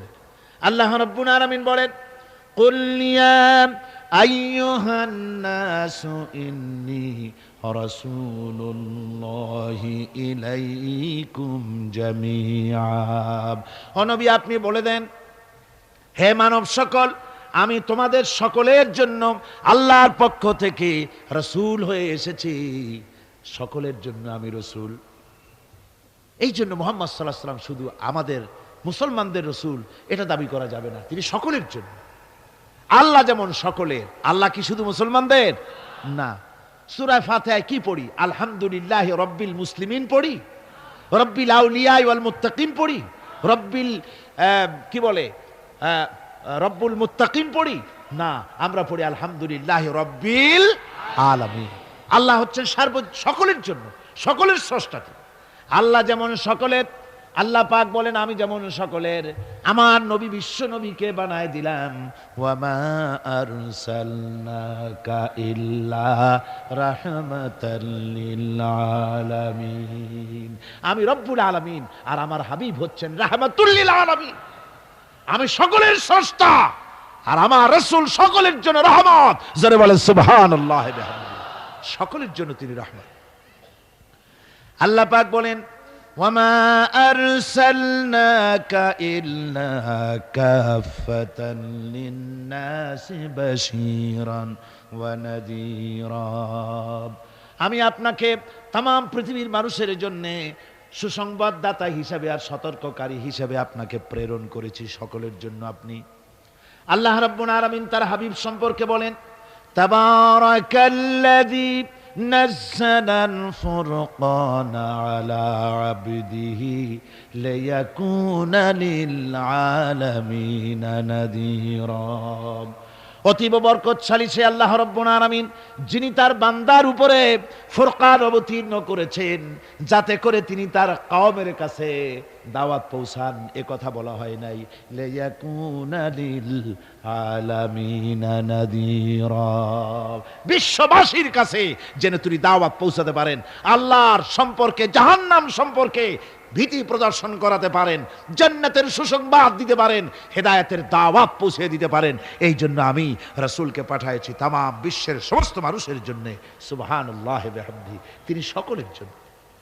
তার সম্মান আর মর্যাদা আল্লাহ রাব্বুল আলামিন এমন ভাবে পেশ করলেন, তার মর্যাদা এত বেশি, নবীর মর্যাদা এত বেশি, মুহাম্মদ সাল্লাল্লাহু আলাইহি ওয়াসাল্লাম যদি উম্মতের কোনো ব্যাপারে যদি বলেন হ্যাঁ, অমনি উম্মতের জন্য তা হালাল হয়ে যায়। সুবহানাল্লাহ পড়ে। কি আছে এমন যে তার মুখের কথা আইন, কোন পরামর্শের ধার ধারে না, মুখের কথাটা কি আইন। রাসূল যদি বলেন হ্যাঁ, উম্মতের জন্য কি হয়? হালাল। হালাল। রাসূল বলছেন না, উম্মতের জন্য কি হয়ে গেল? হারাম হয়ে গেল। সুবহানাল্লাহ বিহামদিহি। এটা হচ্ছে আল্লাহ তার রাসূলকে লেজিসলেটিভ পাওয়ার, আইন তৈরি করার অধিকার আল্লাহ তার হাবিবকে দিয়েছেন। রাসূল ছিলেন শারে', শরীয়ত প্রণেতা।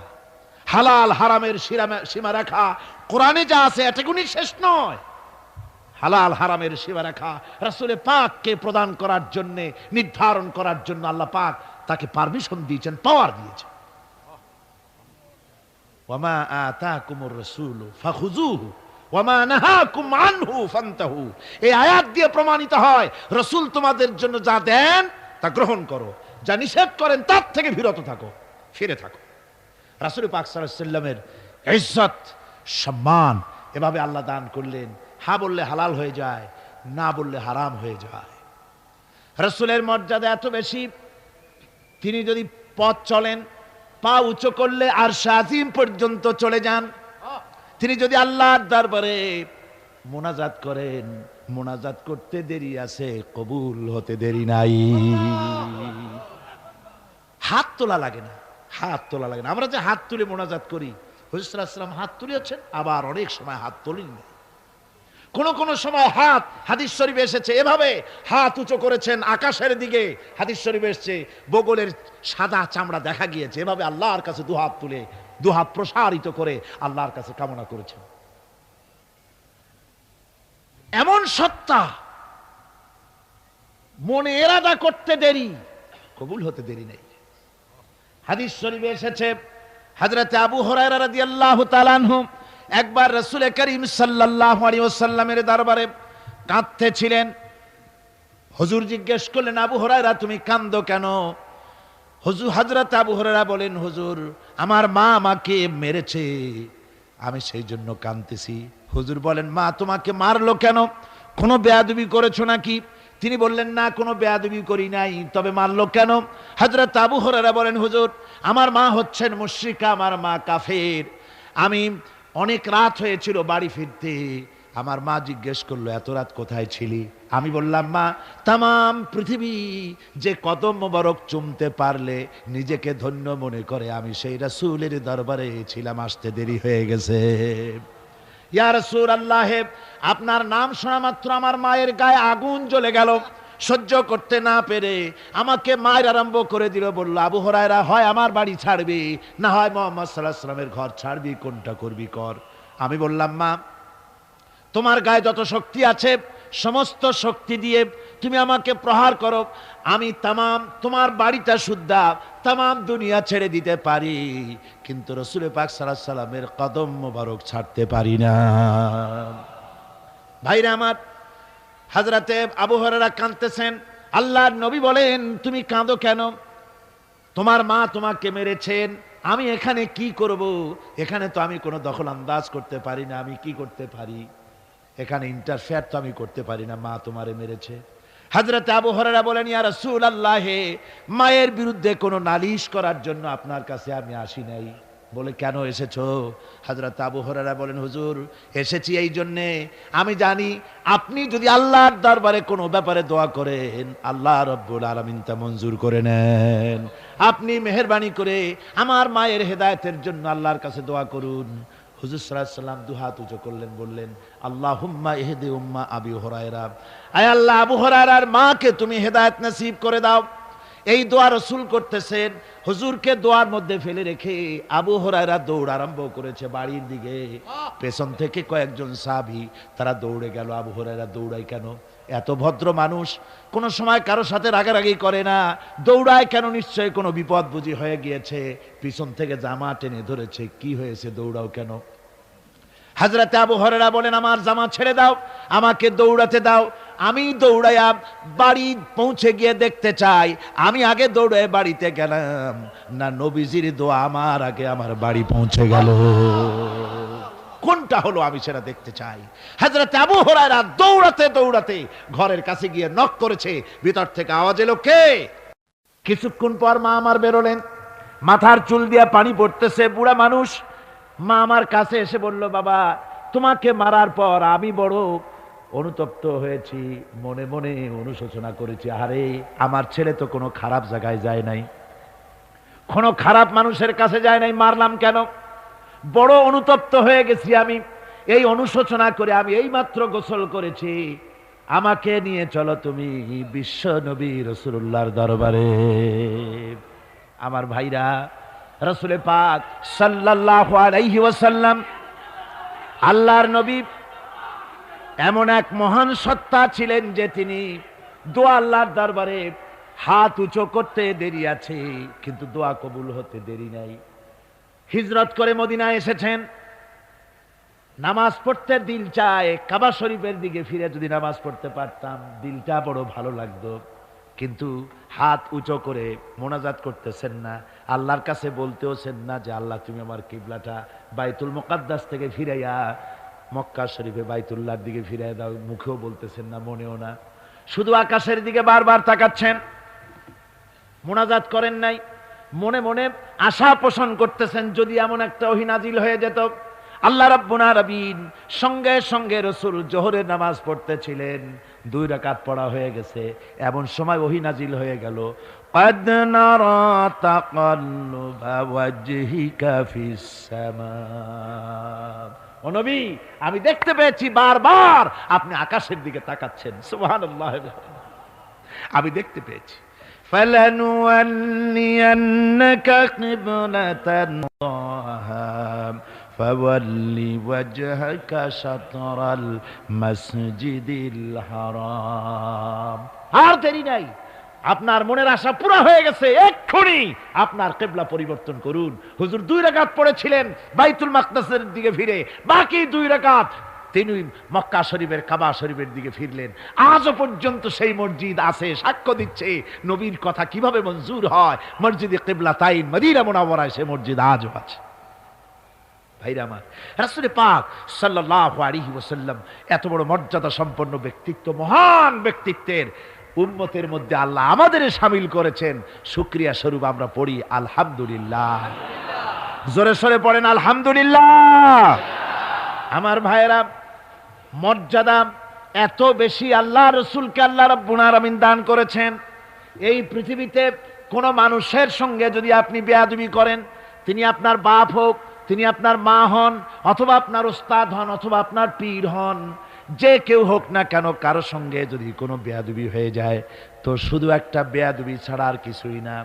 কিন্তু নবীজির সঙ্গে যদি কেউ বেয়াদবি করে, সেটা শুধু বেয়াদবি থাকে না, কুফরি হয়ে যায়। কি হয়ে যায়?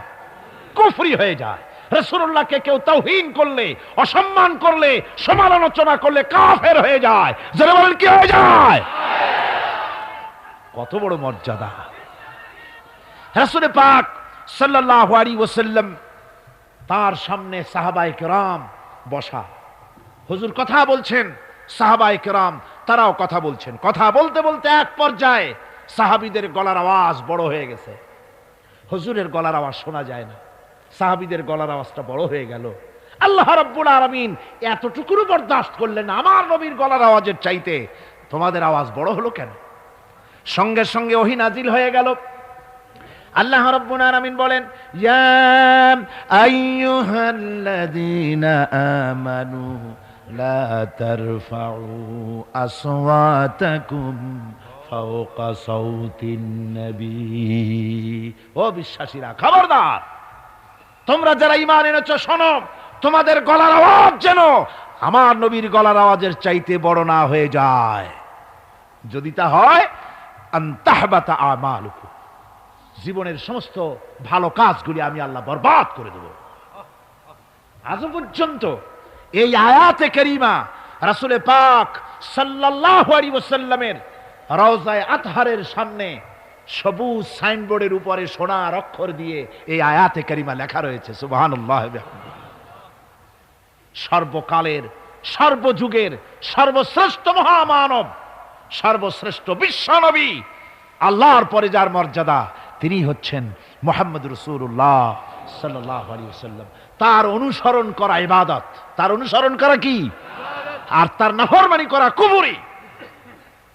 আল্লাহ রাব্বুল আলামিন বলেন, নবী আপনি বলুন, কুল ইন কুনতুম তুহিব্বুনাল্লাহ ফাত্তাবিউনি ইউহিব্বুকুমুল্লাহ ওয়া ইয়াগফির লাকুম যুনুবাকুম ওয়াল্লাহু গফুরুর রহিম।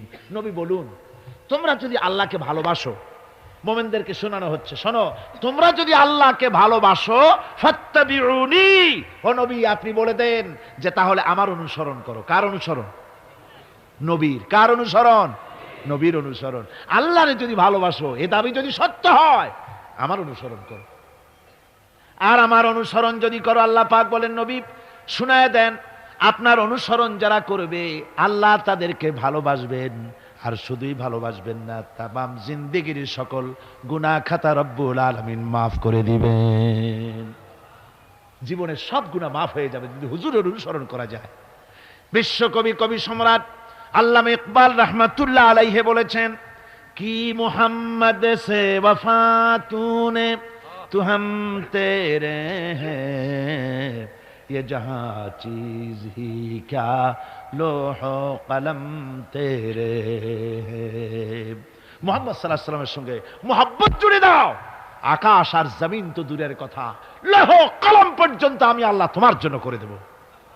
তুমি মুহাম্মদের হয়ে যাও সাল্লাল্লাহু আলাইহি ওয়াসাল্লাম, তার অনুসরণ করো, তার অনুকরণ করো জীবনের সব ক্ষেত্রে। ভাইরা আমার, তিনি হচ্ছেন আদর্শ। ভালো করে শুনুন, এই পৃথিবীতে কোন পীর সাহেব, কোন খাজা বাবা, কোন মাওলানা সাহেব, কার অন্ধ অনুকরণ করা যাবে না। যাবে চোখ বুঝে, চোখ বুঝে, বিনা প্রশ্নে, বিনা তর্কে যার অনুসরণ করতে হবে তিনি হচ্ছেন মুহাম্মদ রাসূলুল্লাহ সাল্লাল্লাহু আলাইহি ওয়াসাল্লাম। বিনা প্রশ্নে কোন পীর সাহেব বললেন সকালবেলায় 10,000 বার আল্লাহু আল্লাহু করো, আল্লাহ আল্লাহ আসতে হু জোরে, অথবা লা ইলাহা ইল্লাল্লাহ 500 বার জিকির করো, লা ইলাহা আসতে ইল্লাল্লাহ জোরে। আর ইল্লাল্লাহ কোন মুরিদরা তো এত জোরে করে তাতে কলব থাকলেও পারে গেলেও পারে। আপনি ওই পীর সাহেবের কথা মতো এই জিকির করবেন, আপনাকে দেখতে হবে রাসূল পাক সাল্লাল্লাহু আলাইহি ওয়াসাল্লাম এইরকম জিকির করেছেন কিনা, ঠিক কিনা বলেন? সাহাবায়ে কেরাম রিদওয়ানুল্লাহি তাআলা আলাইহিম আজমাইন তারা এরকম জিকির করেছেন কিনা? যদি রাসূল এরকম জিকির করে থাকেন, সাহাবায়ে কেরাম এরকম জিকির করে থাকেন, অবশ্যই সেই জিকির আমরা করব, ঠিক কিনা? অন্ধভাবে কাউকে গ্রহণ করব না। কেউ পাগড়ি বাঁধলো, পেছনটা 6 হাত লম্বা রাখলো, আমার পীর সাহেব, সেই জন্য আমি বুঝি আমিও 6 হাতের জায়গায় বরকতের জন্য 12 হাত একেবারে লম্বা করে টানতে টানতে আসবে রাস্তার উপর, এরকম করব না। জামাটা কেমন হবে, মোষটা কেমনে কাটবো, দাড়িটা কিভাবে রাখবো, টুপিটা কিভাবে লাগাবো, খানা কিভাবে খাবো, তারপরে কিভাবে কি করব আর না করব, সবটার মানদণ্ড হচ্ছেন কে? উসওয়ায়ে হাসানা। লাকাদ কানা লাকুম ফি রাসূলিল্লাহি উসওয়াতুন হাসানা। গ্রহণযোগ্য একমাত্র মহত্তম আদর্শ হচ্ছে তোমাদের রাসূল, তাকে দিয়ে গ্রহণ করতে হবে। পায়ের নখটা কেমনে কাটবে, মাথার চুলটা কেমনে কাটবে, আদর্শ হচ্ছেন মুহাম্মদ রাসূলুল্লাহ সাল্লাল্লাহু আলাইহি ওয়াসাল্লাম। ওই রাসূলের অনুকরণ করে কোন পীর সাহেব, কোন মাওলানা সাহেব যদি বলে, তাহলে তাকে অনুসরণ করা যাবে। তবে মিলায় দেখতে হবে যে কথা ঠিক আছে কিনা, উনি যা বলছেন, উনি যা করছেন ওইটা ঠিক আছে কিনা, তা না হলে ধোকায় পড়ে যেতে হবে। কিসে পড়তে হবে? ধোকায় পড়ে যেতে হবে। আজকাল তো নানান রকম বাইর হয়েছে, বুঝলেন না? নামের আগে সৃষ্টি লাগায় দেয়। ওই যে ঢাকার কাছে এক জায়গায় একটা সদরুদ্দি সৃষ্টি হইল, তারপরে তাকে উঠায় দেওয়ার জন্য কত সংগ্রাম হলো, কত মানুষ মরলো। আপনারা পত্রিকা পড়েন নাই? সে বলেছে রোজা না রাখলে চলবে, ইফতার আসরের সময় করলে হবে, আর রোজার দিন দুপুরের সময় সিড়ে টিড়ে খাইলে অসুবিধা নেই, বুঝলেন? যশোরে গেলাম, সেখানে শুনলাম সেই পাকিস্তান আমলে এক পীর নাকি আসছিল, এসে বলে গেছে ভাই আসল পর্দা মনের পর্দা, এর থেকে বাইরের কোনো পর্দা না, লোক দেখা না পর্দারা করে লাভ কি, আসল পর্দা মনের পর্দা। তারপরে মনে মনে নামাজ পড়ো, মনে মনে রোজা রাখো, মনে মনে হজ করো, যাকাত দাও, মনটা সাফ হয়ে গেলে তোমার আর কোনো অসুবিধা নাই। এই মনের পীর আসলো, আমি সেই এলাকায় গেলাম, যাইয়া শুনি এই রকমের কাম করছে। আমি বললাম ওই লোকটা যদি আবার আসে আম গাছের সাথে বান্ধে ধুইও। তারপরে সে যখন বলবে যে আমার তো পেশাব পায়খানা করা লাগবে, আমারে ছাড়ো, তোমরা বলবা যে না ছাড়া যাবে না। মনে মনে যদি নামাজ পড়া যায়, মনে মনে পেশাব পায়খানা করুন। যদি বলে আমার ক্ষুধা লাগছে অথবা পানি পান করব, তৃষ্ণা লেগেছে, বলতে হবে মনে মনে যদি রোজা রাখা যায় তো মনে মনে খাওয়া দাওয়ার কামটা সারিয়ে নেন মেহেরবানি করে। এই ধরনের কিছু সংখ্যক লোক বেরিয়েছে যাদেরকে লোকেরা সাহাবীদের চাইতে, নবীদের চাইতেও বড় মনে করে। আশ্চর্য কথা, বিভিন্ন জায়গায় এ ধরনের পীর হয়, তাদের আবার নওরোজ অনুষ্ঠান হয়, তাদের জন্ম দিবসে তাদেরকে গোসল করানো হয়, সেই গোসলের পানি আবার মুরিদেরা খায়। জোরে কর নাউজুবিল্লাহ, জোরে কর নাউজুবিল্লাহ।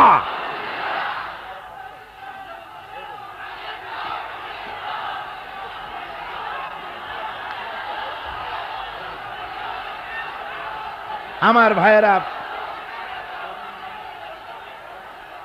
পীর সাহেবের গোসল করা পানির ভিতরে মুসলমানদের জন্য কোনো বরকত নাই। আছে কোনো বরকত? প্রশ্নে ওঠে না। তার শরীরের কত জায়গা ধুইয়া পানি পড়তেছে, আর সেইটা মুরিদরা খায়। লজ্জা নাই, শরম নাই, ঘৃণা পর্যন্ত নাই। খুলনার এক এলাকা আছে এক পীর সাহেব, তার মুরিদরা তার পায়ের বুড়ো আঙ্গুল চষে, চুষতে চুষতে প্রায় ঘা বানায় ফেলেছে। তা আমি মুরিদদের জিজ্ঞেস করলাম যে তোমরা এরকম পা আঙ্গুল চষো কেন? কয় যে হুজুরের মারেফত পায়ের আঙ্গুল দিয়ে পেটের মধ্যে ঢুকবে সেই জন্য। কি ধরনের খোরাফাত, কি বিদআত!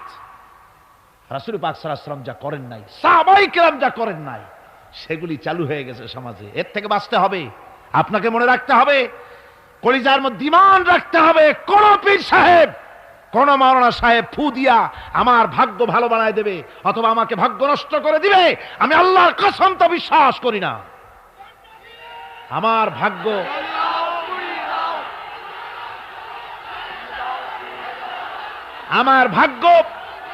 আমার তাকদীর ভালো বা খারাপ এ সবটা হতে পারে আল্লাহর পক্ষ থেকে। কার পক্ষ থেকে?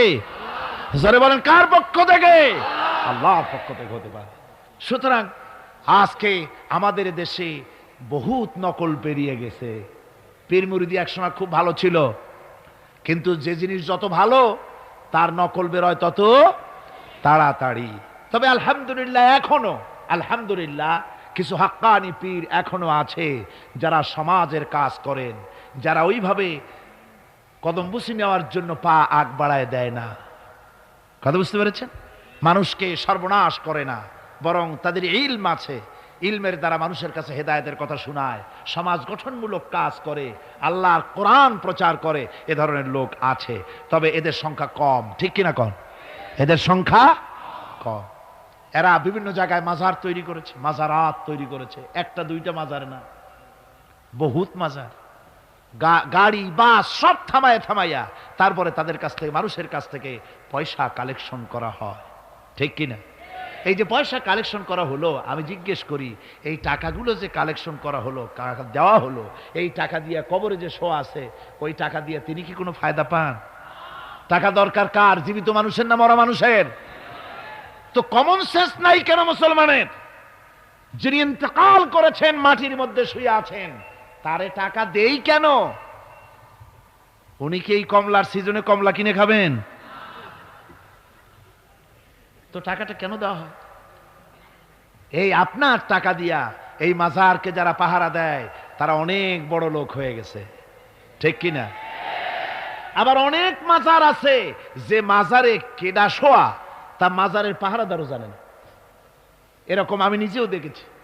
জিজ্ঞেস করেছি যে কবর কার, কয়তো তা তো জানি না। একজন আল্লাহর মাহবুব বান্দা শুয়ে আছে এখানে। কে সেই মাহবুব বান্দা? নাম টাম জানি না, স্বপ্নের মধ্যে দেখলাম আল্লাহর এক অলির কবর এখানে, সেই জন্য গম্বুজ বানাই দিছি।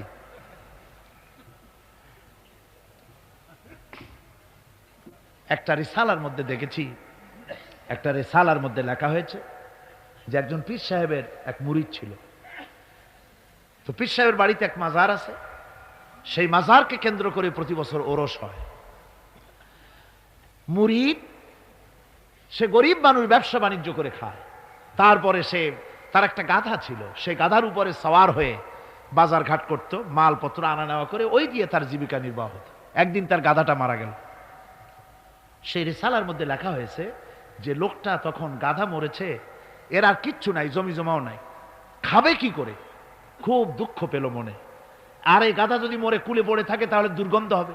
সেই জন্য রাস্তার পাশে ঝুপড়ি, তার একটা বাড়ি, ওই বাড়ির পাশেই রাস্তার পাশেই একটা কবর খুঁড়িয়া তার মধ্যে গাধারে শোয়াই দিয়া দাফন টাফন করিয়া কবরের পাশে বসে আর দুশ্চিন্তা করতেছে যে আমি এরপরে বাঁচবো কি করে, খাবো কি, ঘুমায়, মানে চোখ বুঝে বুঝে কাঁদতেছে।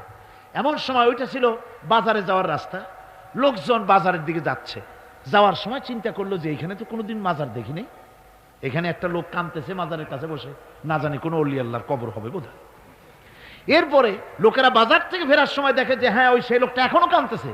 তখন যার কাছে যা ছিল, কেউ 2টা পান থুয়ে গেল, কেউ একটা বেগুন, কেউ 2টা চিংড়ি মাছ, কেউ 2টা টাকা, কেউ একটু মরিচ, এইভাবে তরি তরকারি চাউল যার কাছে যা ছিল কিছু কিছু দিয়ে গেছে। কিছুক্ষণ পর সন্ধ্যার দিকে লোকটা মনে করলো আর কতক্ষণ কান্দি, এখন বাড়ি যাই। চোখ খুলে দেখে চতুর্দিকে খাদ্য খাবার, তরি তরকারি, পয়সা করি। কয় যে মাশাআল্লাহ, শুনছিলাম হাতি বাঁচতেও লাখ টাকা, মরলেও লাখ টাকা, সে কথা যে গাধার ব্যাপারে খাটে তা তো জানি না। এই গাধা মরিও তো আমার বাঁচায় গেছে। এখন ওই কবরের উপরে, গাধার কবরের উপরে চাদর টাদর চড়ায় টড়ায় দিয়া ওইখানে জুজ্জাত করে বসছে। বছর খানিক চলে গেল, লোকেরা পয়সা কড়ি দেওয়া শুরু করলো। এরপরে সেখানে সে ইট পাটকেল জোগাড় করলো, একটা বিল্ডিং তৈরি করলো, সামনে সাইনবোর্ড লাগাই দিল হযরত গেদা শাহ রহমতুল্লাহ আলাইহির মাজার। মানুষ প্রতি বছর ওরসে এখানে জমা হচ্ছে, টাকার অভাব নাই। এখন এই লোক যার মুরিদ, সেই পীর সাহেবের কাছে অন্যরা এসে কয় হুজুর আপনার মাজারের আর বরকত কি, আপনার মুরিদের মাজারের কাছে মানুষ ভরা, টাকার অভাব নাই। পীর সাহেব কৌতূহল হলো যে ও আবার একটা মাজার পাইল কই। তারপরে একদিন ওই মুরিদকে ডেকে বলল, বাবা সত্যি কথাটা আমারে কও, এই মাজার কার? মুরিদ কয় যে হুজুর আপনি আমার ওস্তাদ, আপনার কাছেই সব শিখছি, কিন্তু এই কথা কাউকে বলবেন না। বলল না, বল না কি হয়েছে, মাজারটা কার? বললো যে হুজুর, যে গাধাটা নিয়ে ব্যবসা করতাম ওই গাধাটা মরে গেল, তারে কবরে দিয়ে টিয়া এরপরে পরে এই ঘটনা হয়েছে। পীর সাহেব কয়, আমি আরো চিন্তা করছিলাম যে না জানি কোনো সত্যি কোনো পীর সাহেবের মাজার, অসুবিধা হয় নাই, তোমার ওখানে যেটার কবর ওইটার মায়ের কবর হলো আমার বাড়িতে। মানে ওই বাচ্চা গাধাটা পীর সাহেবই দিয়েছিল তারে। আমার ভাইরা, আপনারা আশ্চর্য হবেন, বাংলাদেশে এরকম বহুত মাজার আছে, সে মাজারের কোনো ঠিকানা নাই, কার মাজার তারও কোনো খোঁজ খবর নাই। মানুষকে শোষণ করে টাকা পয়সা লুণ্ঠন করা হতেছে। মাজার একটা হলে তার উপরে চাদর দেওয়া লাগবে, আগরবাতি দিতে হবে, মোমবাতি দিতে হবে, গোলাপ পানি ছিটাতে হবে। কোথায় পেয়েছেন? কোন হাদিসে পেয়েছেন? মাজারে যদি চাদর দিতে হতো, রাসূল পাক সাল্লাল্লাহু আলাইহি ওয়াসাল্লামের কবরের উপরে লোকেরা সুতার চাদর দিত না, নিজের কলিজা বাইর করে কলিজা দিয়া চাদর বিছায় দিত হুজুরের মাজারের উপরে।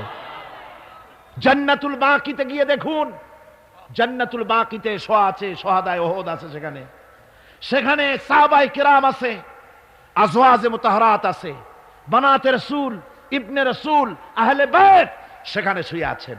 হযরত ওসমান রাদিয়াল্লাহু তাআলা আনহুর মতো লোক সেখানে ঘুমিয়ে আছেন। রাইসুল মুফাসসিরিন হযরত ইবনে মাসউদ রাদিয়াল্লাহু তাআলা আনহু সেখানে ঘুমিয়ে আছেন। হযরত ইবনে আব্বাসের, উনি ওখানে, ওনার কবর হচ্ছে গিয়ে তায়েফে। এ ধরনের ইতিহাসের মধ্যে এসছে জান্নাতুল বাকির মধ্যে কমসে কম 10,000 সাহাবায়ে কেরামদের মাজার আছে। সুবহানাল্লাহ। যায় দেখেন তো জান্নাতুল বাকিতে একটা চাদর আছে নাকি? যারা হজ করতে গেছেন কোন চাদর দেখেছেন? আগরবাতি আছে, মোমবাতি আছে, গোলাপ পানি আছে। সুতরাং এই বিদআত থেকে বাঁচতে হবে মুসলমানদেরকে। মুসলমানদের সাথে সম্পর্ক মসজিদের, মুসলমানদের সাথে সম্পর্ক কিসের? অবশ্যই মাজারের সাথে সম্পর্ক নয়। মাজারের সাথে সম্পর্ক শুধু এতটুকুন, আল্লাহর ওলিদের মাজারকে ঘেরাও দিয়ে সুন্দর করে রাখুন, যাতে করে অপবিত্র না হয়। লোকেরা কেউ যদি আসে জিয়ারত করার সুযোগ পায়, শিরক বিদআত থেকে মুক্ত হয়ে এতটুকুন করা যেতে পারে। কিন্তু বিশাল আকারের গম্বুজ করে লাইট জ্বালাতে হবে, আগরবাতি মোমবাতি দিতে হবে, এটা সম্পূর্ণ বিদআত। এক শ্রেণীর লোকেরা এগুলি করে ব্যবসা করতেছে। সেই জন্য বলছি যে আমাদের ইত্তেবা করতে হবে রাসূলের। কার ইত্তেবা করতে হবে? যারা রাসূল করেন নাই, যা সাহাবায়ে কেরাম করেন নাই, তা আমরা করতে পারি না। এই জন্য আমার মুসলমান ভাইয়েরা, আল্লাহর প্রতি ঈমান, রাসূলের প্রতি ঈমান, ঈমানের অর্থ হলো আল্লাহর নবীর যে কথাগুলি তিনি বলে গিয়েছেন তার ওসওয়াকে ধরে রাখা, রাসূলের আদর্শ দিয়ে পায়ের নখকাটা থেকে শুরু করে মাথার চুল পর্যন্ত গ্রহণ করতে হবে। নবী মুহাম্মদুর রাসূলুল্লাহ সাল্লাল্লাহু আলাইহি ওয়াসাল্লামের তিনি যেভাবে যা করেছেন তার উল্টা পাল্টা একটাও করা যাবে না, সব করতে হবে কার কথা মতো? রাসূল পাক সাল্লাল্লাহু আলাইহি ওয়াসাল্লামের কথা মতো। রাসূলের প্রতি ঈমান এর অর্থ হলো তিনি হচ্ছেন আইনদাতা।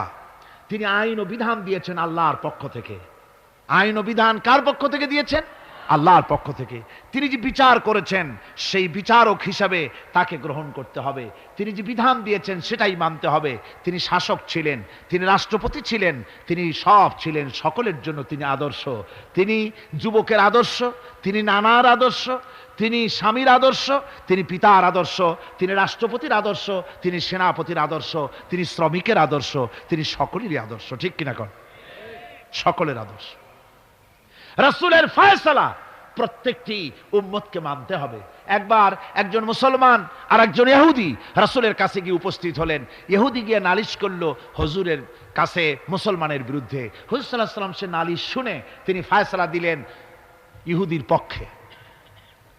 মুসলমান ব্যক্তি অসন্তুষ্ট হয়ে গেল। তিনি চলে গেলেন হযরত ওমরের কাছে, গিয়ে বললেন, ভাই ওমর, একটা জিনিসের বিচারের সানি করার জন্য আপনার কাছে এসেছি। কি সানি? বলে যে মুহাম্মদ সাল্লাল্লাহু আলাইহি ওয়াসাল্লামের কাছে গিয়েছিলাম, তিনি এই বিচারটা করলেন, আমি মুসলমান, নামাজ পড়ি, চাঁদা দিই, জিহাদে যাই, আর আমার পক্ষে রায় না দিয়ে রায় দিলেন তিনি ইহুদির পক্ষে। আপনি মেহেরবানি করে বিচারের সানিটা করে দেন। হযরত ওমর বলছেন, অবশ্যই আমি সানি করব, বসো। হযরত ওমর ঘরে চলে গেলেন। ঘরের ভিতর থেকে একটা তরবারি নিয়ে এলেন। তরবারিকে খাপ মুক্ত করে তিনি বললেন, আল্লাহর বান্দা, যে ব্যক্তি মুহাম্মদ রাসূলুল্লাহ সাল্লাল্লাহু আলাইহি ওয়াসাল্লামের ফয়সালা করে দেওয়ার পর তার ফয়সালার সানি করতে আসে, ওর সানিটা ওর ফয়সালাটা এরকম করে করে দিতে হয়। তরবারি দিয়ে আঘাত দিলেন, লোকটি দুই টুকরা হয়ে পড়ে গেল। আমার বন্ধুগণ, সারা এলাকায় সারা পড়ে গেল, মুসলমান হযরতে ওমর মুসলমান হত্যা করেছেন। তার ওই নিহত ব্যক্তির আত্মীয় স্বজনরা দিয়ত দাবি করতে এলো। আল্লাহ রাসূলের কাছে আল্লাহ পাক জানিয়ে দিলেন যে এই লোক হযরত ওমর কোন মুসলমান হত্যা করেনি, হযরত ওমর যাকে হত্যা করেছে সে ব্যক্তি মুনাফিক। সে ব্যক্তি কি? মুনাফিক। অর্থাৎ হে রাসূল, আপনি ফয়সালা দেওয়ার পর সেই ফয়সালা যে মানে না, দ্বিধাদ্বন্দ্বে ভোগে, ওই ফয়সালা গ্রহণ করতে রাজি হয় না, সে মুমিন নয়, মুসলমান হিসেবে দাবি করতে পারে না, তার জমিনে বেঁচে থাকার অধিকারও সে হারিয়ে ফেলে। আমার মুসলমান ভাইরা, আল্লাহ রাব্বুল আলামিন আমাদের জন্য এভাবে করে তিনি আমাদের রাসূল পাক সাল্লাল্লাহু আলাইহি ওয়াসাল্লামকে দিয়েছেন, ওসওয়া করে দিয়েছেন। তার ইতাআত করা, তার আনুগত্য করা দুনিয়াবাসীদের জন্য ফরজ করে দেওয়া হয়েছে। আল্লাহ রাব্বুল আলামিন বলেন, ওমা আরসালনা মির রাসূলিন ইল্লা লিইউতাআ বিইذনিল্লাহ। আমি যে রাসূল পাঠিয়েছি তাদের আনুগত্য করতে আমি বাধ্য করে দিয়েছি। তাদের আনুগত্য শুধু এই জন্যই করতে হবে লোকদেরকে, যেহেতু তারা নির্দেশ করেন আল্লাহর হুকুম অনুযায়ী, আল্লাহর নির্দেশ অনুযায়ী নবীদের আনুগত্য সকলেরই করা লাগবে। মাইয়ুতির রাসূল ফাকাদ আতা আল্লাহ। আল্লাহ পাক বলেন, যে ব্যক্তি রাসূলের আনুগত্য করে সেজন্য আমি আল্লাহ রাব্বুল আলামিনের আনুগত্য করলো। জোরে বলেন সুবহানাল্লাহ। এরপরে আল্লাহ রাব্বুল আলামিন বলেছেন, ইয়া আইয়ুহাল্লাযীনা আমানু আতিউল্লাহা ওয়া আতিউর রাসূল ওয়া লা তুবতিলু আমালাকুম। আল্লাহ পাক বলেন, ও বিশ্বাসীরা, তোমরা আনুগত্য করো আল্লাহর এবং আনুগত্য করো রাসূলের। কোন ব্যাপারে কোন তো? আনুগত্য যে আল্লাহ করতে বললেন আল্লাহর এবং রাসূলের, কোন ব্যাপারে আনুগত্য? সমস্ত ব্যাপারে, জীবনের সকল অঙ্গনে আনুগত্য করতে হবে। কার? আমি দেখতে পাচ্ছি মাঝখান থেকে দুই একজন লোক হাঁটেন, আমি কিন্তু আগেই নিষেধ করেছি এই বেয়াদবি আল্লাহর হস্তে কেউ করবেন না। আপনার হাঁটার কারণে অন্য লোকেদের শোনার মধ্যে ডিস্টার্ব হয়, এই বেয়াদবি কেউ করবেন না। ভাইরা আমার, আল্লাহ এবং রাসূলের আনুগত্য করতে হবে জীবনের সকল ক্ষেত্রে। রাসূল পাক সাল্লাল্লাহু আলাইহি ওয়াসাল্লাম শুধু নামাজের কথা বলেছেন, শুধু রোজার কথা বলেছেন, হজ আর যাকাতের কথা বলেছেন, আর কিছু বলেন নাই নাকি? বলেছেন কিনা? রাসূলুল্লাহ রাজনীতি করেছেন কিনা? রাসূলুল্লাহ প্রেসিডেন্ট ছিলেন কিনা? যুদ্ধ করেছেন কিনা? কিন্তু আজ আমাদের দেশে শুনতে হয় রাসূলের প্রতি ঈমানের অর্থ কি? ঈমানের অর্থ শুধু এতটুকু নয়, রবিউল আউয়াল মাস আসবে আর তুম পে লাখো সালাম, আর সারা বছর খোঁজ নাই। খুব সুন্দর করে দরুদ শরীফ, মিলাদ শরীফ পড়বেন, আর রাসূলের আইন অমর্যাদা হবে। রাসূলের আইন সংসদে থাকবে না, পার্লামেন্টে থাকবে না, কোর্ট কাছারি আদালতে থাকবে না। বলা হবে ধর্ম আর রাজনীতি আলাদা। রাসূলের প্রতি এই ঈমানের 4 পয়সা মূল্য নাই। আছে মূল্য? মূল্য নাই। রাসূলের প্রতি ঈমান কি? ঈমানটাই হলো রাসূল যা করেছেন, আমাদেরকে যেভাবে যা আদেশ করেছেন তাই আমাদের মানতে হবে। উম্মতের এটা দায়িত্ব। কিন্তু আমরা এমনই উম্মত, আমরা নিজেরা ফয়সালা করি নিজেদের, আমরা বলেছি ধর্ম আর রাজনীতি আলাদা। অবশ্য চট্টগ্রামে এই ধরনের কথা কেউ বলে না, বলে ধর্ম আর রাজনীতি আলাদা। জোরে কোন নাউযুবিল্লাহি মিন যালিক। ধর্ম আর রাজনীতি আলাদা যারা বলে তারা হলো রাজনীতি ব্যবসায়ী। তারা কি ব্যবসায়ী? রাজনীতি ব্যবসায়ী। ওরা রাজনীতির ব্যবসা করে। जुदा हो जो दीन से सियासत रह जाती है चंगेजी। ধর্ম থেকে রাজনীতি যখন আলাদা হলো তখন সেখানে বাকি থাকে চেঙ্গিজিপনা, হালাকু খানপনা, মারামারি, হত্যাকাণ্ড সেখানে চালু থাকে, আর কিছুই থাকে না। ধর্ম ছাড়া রাজনীতি, তার নাম হচ্ছে প্রচন্ড দুর্নীতি। তার নাম কি? একটি প্রচন্ড দুর্নীতি। এক শ্রেণীর লোকেরা আজ বলছে যে ধর্ম আর রাজনীতি আলাদা। ধর্ম কোথায়? তাদের কথা হলো ধর্ম হলো পবিত্র জিনিস, ওই পবিত্র জিনিস থাকবে মসজিদে, পবিত্র জিনিস থাকবে মাদ্রাসায় আর খানকার ভেতরে। ওই পবিত্র ধর্ম রাজনীতিতে আনা যাবে না। ধর্মের প্রতি তাদের মহব্বত খুব, ধর্ম খুব পবিত্র। আল্লাহকে যেন বলা হচ্ছে, আল্লাহ আর হে রাসূল তোমরা দুজনা মসজিদ আর মাদ্রাসায় থাকো, আমাদের জীবনের বিস্তীর্ণ অঙ্গনে তোমাদের প্রতি 144 92 ক ধারা 144 ধারা জারি করে দিলাম। আমাদের জীবনের বিস্তীর্ণ অঙ্গনে তোমরা আইসো না, তোর মসজিদে থাকো মাদ্রাসায় থাকো, আমরা সুযোগ পাইলে তোমার একটা সেজদা দিয়ে আসবো গিয়া। আর আল্লাহ তোমার একটা সেজদা পাওয়ার জন্য দারুণ ভাবে কাঙ্গাল হয়ে আছে না? নাউযুবিল্লাহি মিন যালিক। যারা বলে ধর্ম আর রাজনীতি আলাদা, তারা সুস্পষ্ট মুনাফিক। যারা বলেন তারা কি? এই লোকগুলি হচ্ছে ধর্মনিরপেক্ষবাদী, সেকুলারিজম, ধর্মনিরপেক্ষ মতবাদের লোক। তারা বলে যে ধর্মনিরপেক্ষ, ধর্মের ব্যাপারে নিরপেক্ষতা অবলম্বন করা লাগবে। এরা খুব সুচতুর, ভাতের ব্যাপারে নিরপেক্ষতা অবলম্বন করে না। আপনারা কোন যে জিনিস যত বেশি প্রয়োজন আমরা তার পক্ষে থাকি না নিরপেক্ষ থাকি? ভাতের ব্যাপারে নিরপেক্ষ লোক আছে নাকি এখানে? ডায়াবেটিসের রোগী ছাড়া ভাতের ব্যাপারে নিরপেক্ষ লোক নাই, সবই পক্ষে। আচ্ছা ঘুমটা আমাদের জন্য জরুরি কিনা? এই ঘুমের আমরা পক্ষে না বিপক্ষে? নিরপেক্ষ আছে কেউ নাই। বিবাহ যারা করে নাই সেই সব যুবকদের জন্য বিবাহটা জরুরি কিনা? এই জরুরি বিষয়ের প্রতি যুবকদের কি মত? এ ব্যাপারে কি নিরপেক্ষ না পক্ষে? খুব জোরেই বলেছে পক্ষে। তাহলে বোঝা গেল যে জিনিস যত বেশি জরুরি আমরা সেইটার পক্ষে, আর যেটা জরুরত নাই আমরা সেটা পক্ষে নাই।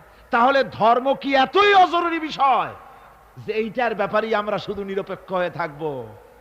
নাউযুবিল্লাহি মিন যালিক। ধর্মের ব্যাপারে নিরপেক্ষতা অবলম্বনকারী একটা রাজনৈতিক দল আমাদের দেশে কাজ করতেছে, ঠিক কিনা?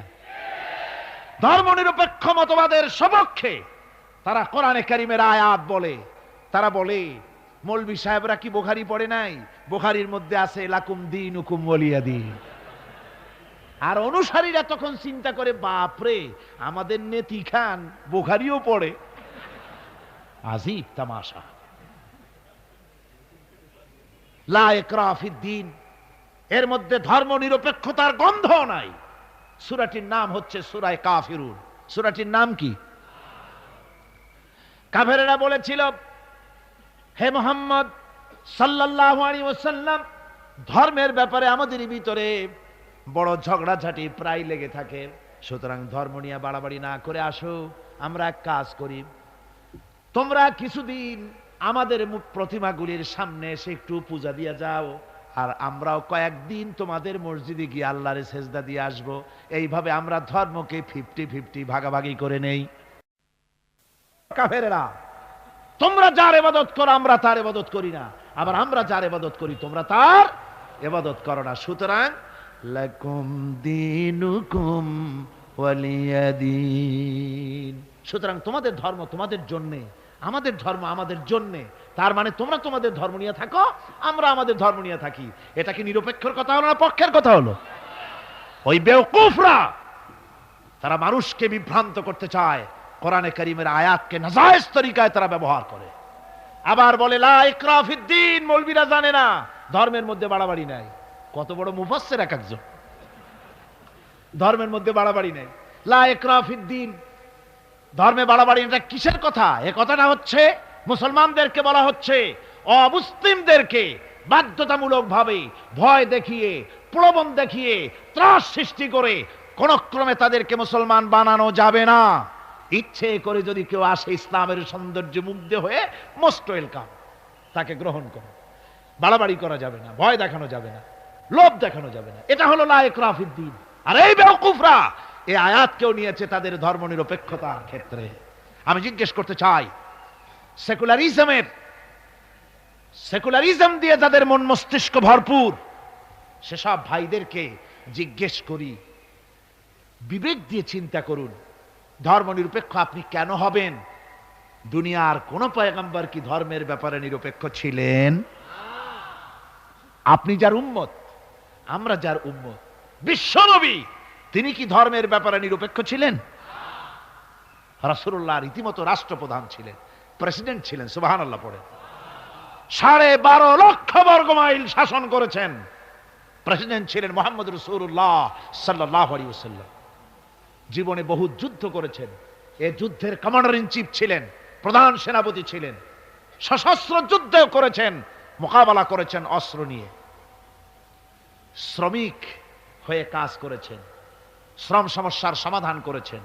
মসজিদে নববী ছিল এই রাজনীতির প্রাণ কেন্দ্র। মসজিদে নববী কি ছিল? রাজনীতির প্রাণ কেন্দ্র। রাসূলুল্লাহ এখানে বসেই রোম শাম পারস্য বিজয়ের পরিকল্পনা করতেন। এখানে বসেই উহুদ বদর হুনাইন ইয়ারমুক যুদ্ধের সৈন্য রিক্রুট করেছেন মসজিদ নববীর ভেতরে বসে। এখানে বসে রাষ্ট্রদূতদের সঙ্গে সাক্ষাৎ প্রদান করেছেন, বিচার ফয়সালা করেছেন মসজিদের মধ্যে। আর আজ বলা হয় মসজিদের মধ্যে রাজনীতি বলতে দেওয়া হবে না। মসজিদের মধ্যে কেউ কি ইলেকশনের কথা, মসজিদের মধ্যে কেউ কি তার দলের কথা বলে? বলে কোরআনের রাজনীতির কথা। কিসের রাজনীতির কথা বলে? কোরআনের রাজনীতির কথা বলে। সুতরাং ধর্ম আর রাজনীতি আলাদা, এই কথা যারা বলে, এই সেকুলারিজমের লোকেরা, তারা শুনে রাখুন, ধর্মনিরপেক্ষ মতবাদ একটি কুফরি মতবাদ। এটি কি মতবাদ? জোরে বলতে হবে, এটা কি মতবাদ? এটি একটি কুফরি মতবাদ। ধর্ম নিরপেক্ষতার মানে হচ্ছে ধর্মহীনতা। ধর্মনিরপেক্ষতার মানে কি? ধর্মহীনতা। ওরা কোনদিন সব সময় বলবে ধর্মকে ব্যবহার করতেছে রাজনীতিতে। বেচারা তোমরাও ধর্মের কথা বলো না, তা ওরা বলবে না। ওরা ওদের কর্মীদেরকে কখনো নামাজের কথা বলবে না। যদি বলে, তা বলে এই জন্য, তোমরা নামাজ পড়ো মসজিদে যাইয়া দেখো কেউ রাজনীতির কথা বলে নাকি। নামাজ পড়ার জন্য নয়, রাজনীতি কেউ করে নাকি তা দেখার জন্য, গোয়েন্দাগিরি করার জন্য। হায় রে কপাল পোড়ার দল। আমার দেশে এই ভণ্ডামি ছিল না। ধর্মনিরপেক্ষ মতবাদ একটা ভণ্ডামি। জোরে বলেন, এটা কি? আমার দেশে এটা ছিল না। এই ভণ্ডামিমূলক ধর্মনিরপেক্ষতার রাজনীতি বাংলাদেশে ছিল না। 1971 সনের পরে যারা ক্ষমতা এলো, তারা ভারত থেকে, ভারতের কাফেরদের তৈরি করা পৃথিবীর এই নিকৃষ্ট মতবাদ বাংলাদেশে আমদানি করেছে।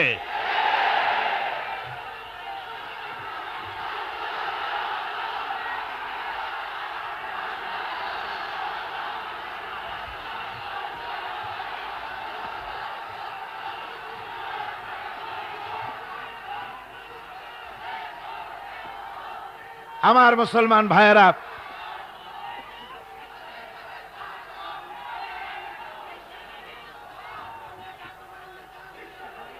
এই যে কোরআন শরীফ, এই কোরআন শরীফ মানতে হবে মুসলমানদেরকে। রাসূলের উপরে ঈমান আনার অর্থ শুধু মিলাদ শরীফ পড়া নয়।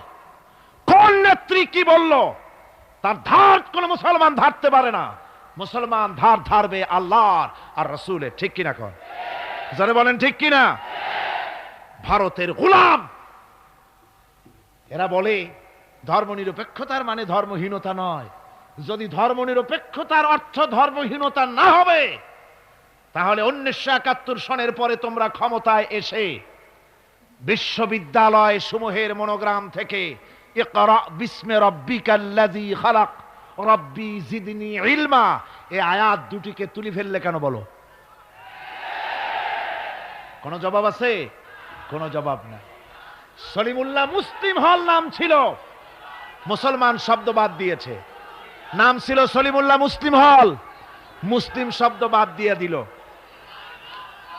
তারপরে নজরুল ইসলাম কলেজ, ইসলাম সহ্য হলো না, ইসলাম বাদ দিয়া শুধু নজরুল কলেজ। ওদের যে দল, সেই দলটার নামের মধ্যেও একটা মুসলিম শব্দ ছিল।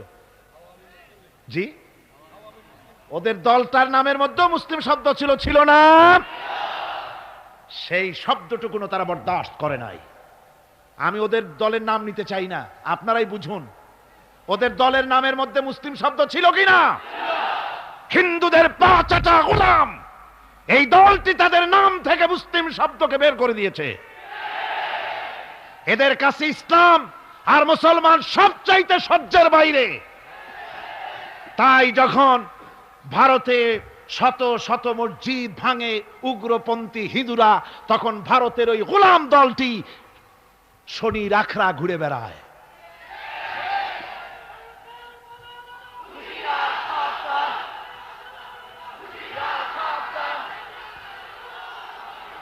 আমার মুসলমান ভাইদের খেদমতে আমি আরজ করতে চাই, মুসলমানদের কাজ বুঝতে হবে, ধর্মনিরপেক্ষ মতবাদ মুসলমানদের জন্য জায়েজ নাই, হারাম।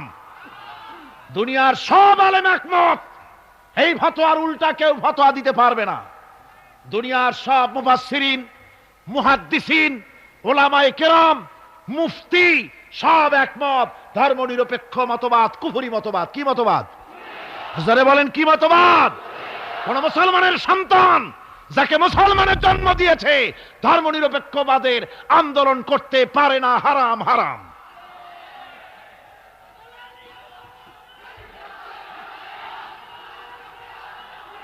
আমার বন্ধুগণ, এই কোরআন শরীফের ভেতরে, এই কোরআন শরীফের ভিতরে রয়েছে, আল্লাহ পাক এখানে বলে দিয়েছেন, দেখুন, যদি ধর্ম আর রাজনীতি আলাদা হবে তাহলে ইউসুফ আলাইহিস সালাম প্রেসিডেন্ট হলেন কেন? সূরা ইউসুফ আছে না কোরআন শরীফে?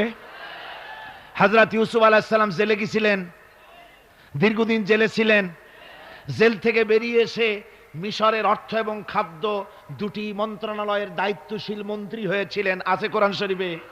গোটা মিশরের প্রেসিডেন্ট হয়েছিলেন, আছে কোরআনে। সুলাইমান আলাইহিস সালাম গোটা পৃথিবীর প্রেসিডেন্ট ছিলেন, আছে কোরআনে।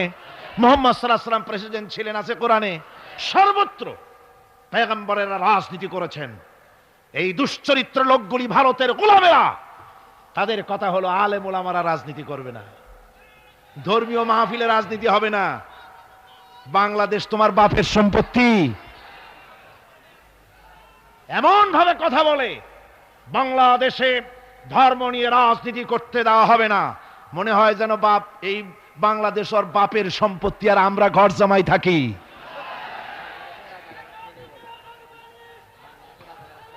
সুতরাং কোরআনের, রাসূলের প্রতি ঈমানের অর্থ হলো, রাসূলুল্লাহ যে ধরনের রাষ্ট্র কায়েম করেছেন মদিনায়, ওই রকম রাষ্ট্র কায়েমের শপথ নিতে হবে, এর নাম রাসূলের প্রতি ঈমান। ঠিক কিনা?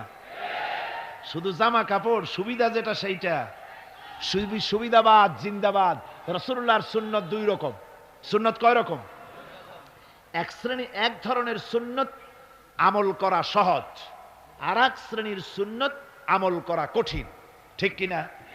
আমি কিন্তু সুন্নতের মর্যাদা সম্পর্কে কথা বলছি না, আমি বলছি আমলের ব্যাপারে ধরনটা।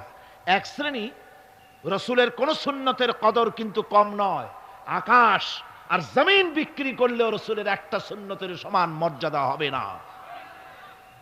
রাসূলের সুন্নত পালনের মধ্যে দুই ধরনের, একটা সুন্নত হচ্ছে পালন করা খুব সহজ, আর একটা পালন করা কঠিন। সহজ সুন্নত হলো চোখে সুরমা লাগানো, সহজ সুন্নত দুপুরে খাইয়া আরামে ঘুমানো, সহজ সুন্নত হলো কদু খাওয়া, সহজ সুন্নত খাবারের পরে মিষ্টি খাওয়া, এগুলি হলো সহজ সুন্নত। আর কঠিন সুন্নত হচ্ছে বদরের প্রান্তরে কাফেরদের মোকাবেলায় দাঁড়ানো। কঠিন সুন্নত হচ্ছে উহুদের ময়দানে দান্দান মোবারক শহীদ করার সুন্নত।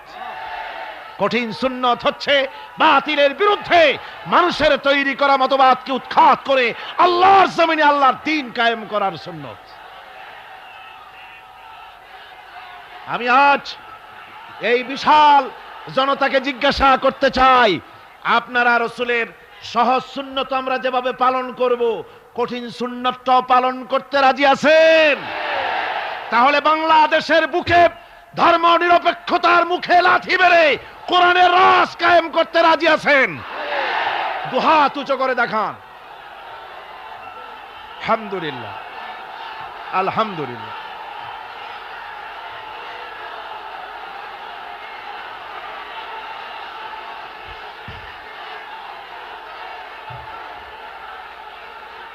সবাই বসে পড়েন, সবাই বসুন, বসুন না, সবাই বসে পড়ুন। আমি বুঝতে পারছি অবস্থাটা, বিষয়টা বুঝতে পারছি। এক বুড়ি রাস্তা দিয়ে যাওয়ার সময় আছাড় খাইলো, খাইয়া কয় যে আছাড় যখন খাইলাম একটু পান খাইনি। তো স্লোগানের যখন জোর উঠছে একটু দাঁড়ায় মাথা সোজা করে নি, অবস্থা তাই হয়েছে। খারাপ হয়নি, ভালোই হয়েছে, আলহামদুলিল্লাহ। আজকে 3 জন মুসলমান হবে।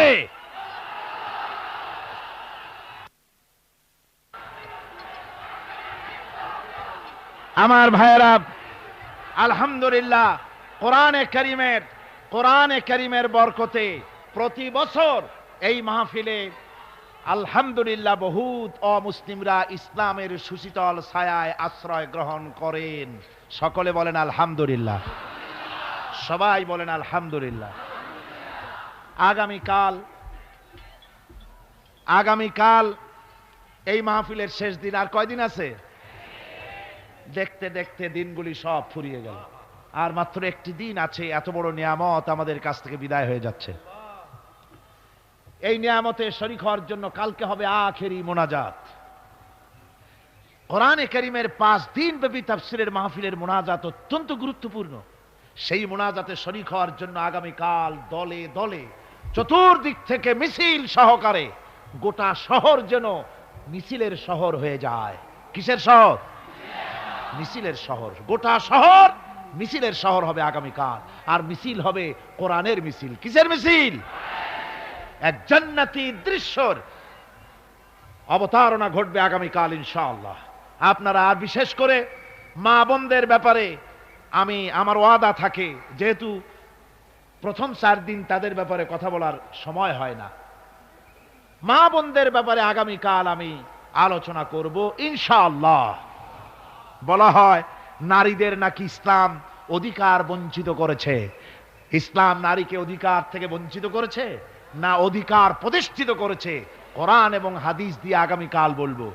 আল্লাহর জাহান্নাম থেকে বাঁচার জন্য আল্লাহ ব্যবসার কথা বলেছেন। সেই ব্যবসায় পুঁজি কয়টা? 3টা। কয়টা পুঁজির কথা বললাম? 2টা বলেছি। কয়টা বলেছি? গতকাল বলেছি 1টার, আজকে বললাম 1টা। আগামীকাল হবে জিহাদ। আগামীকাল কি আলোচনা হবে? জিহাদ ফি সাবিলিল্লাহ।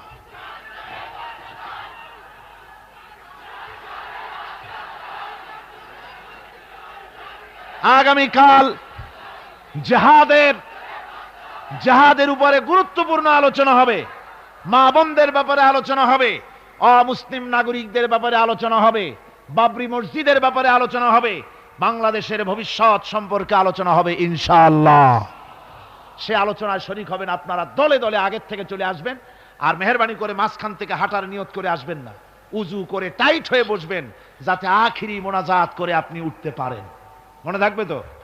এর উল্টা পাল্টা যেন না হয়। এখন জনাব বদিউল আলম সাহেব কিছু কথা বলবেন বোধহয়।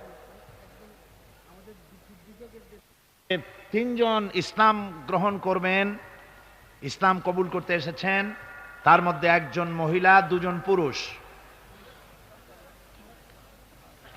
মহিলা পূর্ব নাম রিনা বড়ুয়া, বর্তমান নাম পছন্দ করেছে মুসাম্মাদ সাকিনা খাতুন। পুরুষ নাম রতন মণ্ডল, বর্তমান নাম পছন্দ করেছে মোহাম্মদ সেলিম। আর শ্রী গণেশচন্দ্র সরকার, বর্তমান নাম পছন্দ করেছে মোহাম্মদ ওসমান গনি। এই 3 জনকে এখন ইসলাম কবুল করানো হচ্ছে। মহিলা যিনি, তিনি পর্দার আড়ালে আছেন। এখানে মাইকে আমি যা বলছি আপনি পর্দার আড়ালে থেকে আপনি উচ্চারণ করবেন আমাদের সাথে। লা ইলাহা ইল্লাল্লাহু মুহাম্মাদুর রাসূলুল্লাহ। আল্লাহ ছাড়া কোনো ইলাহ নাই, উপাস্য নাই, মাবুদ নাই। মুহাম্মদ সাল্লাল্লাহু আলাইহি ওয়াসাল্লাম আল্লাহর প্রেরিত রাসূল।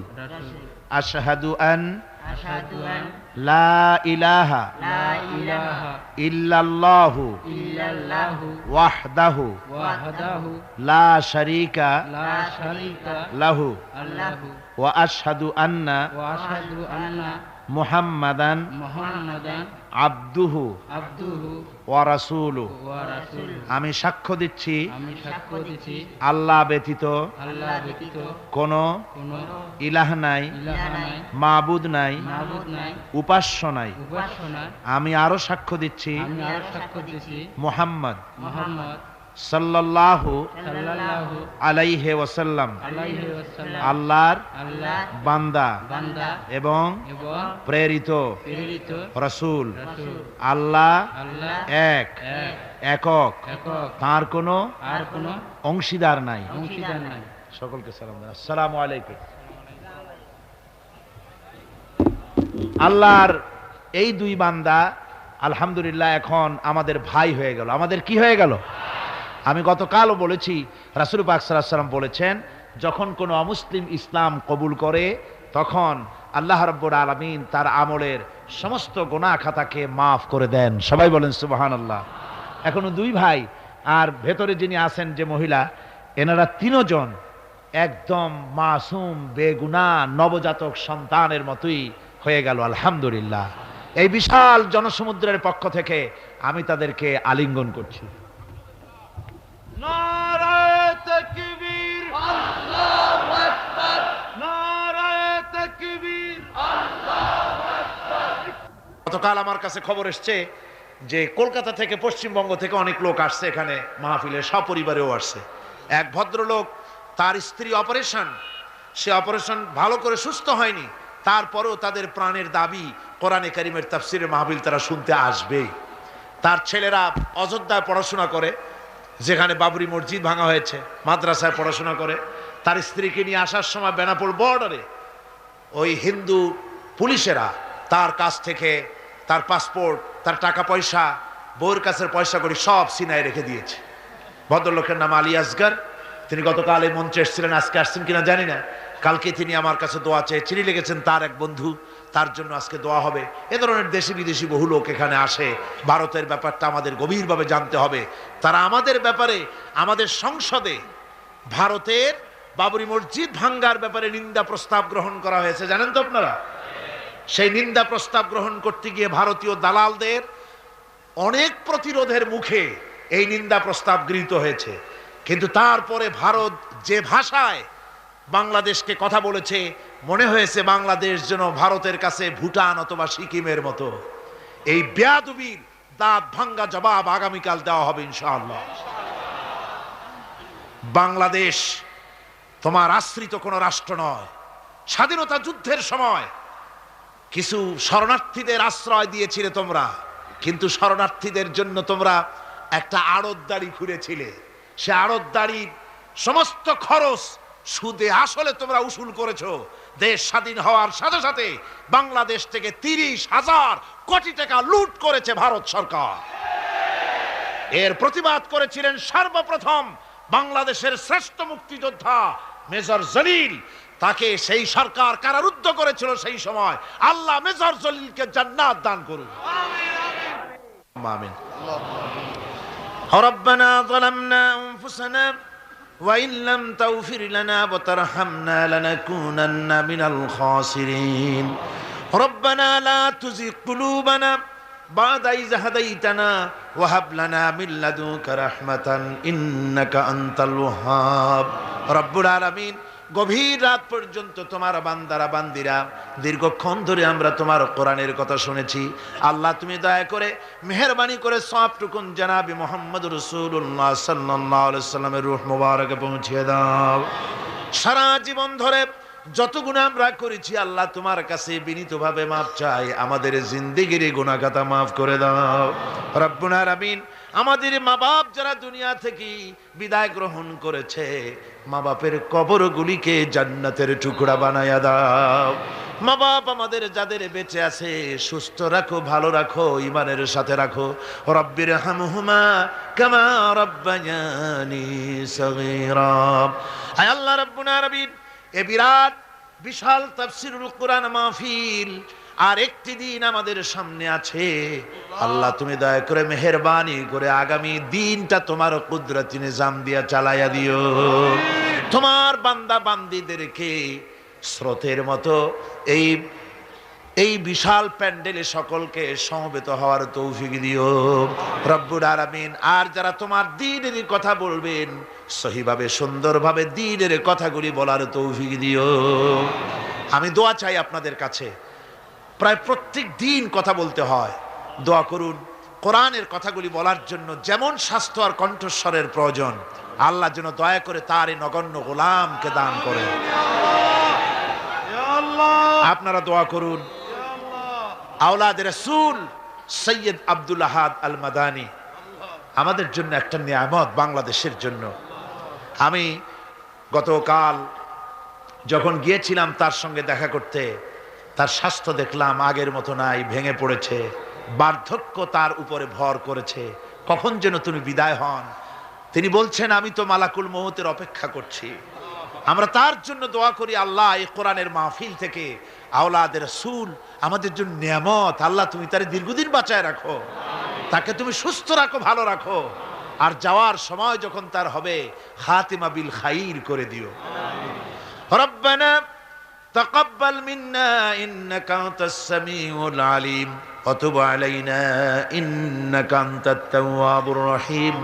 সুবহান রাব্বিকা রাব্বিল ইজ্জাতি আম্মা ইয়াসিফুন ওয়া সালামুন আলাল মুরসালিন আলহামদুলিল্লাহি রাব্বিল আলামিন। واجعل آخر كلماتنا عند الموت لا إله إلا الله محمد رسول الله. السلام عليكم ورحمة الله.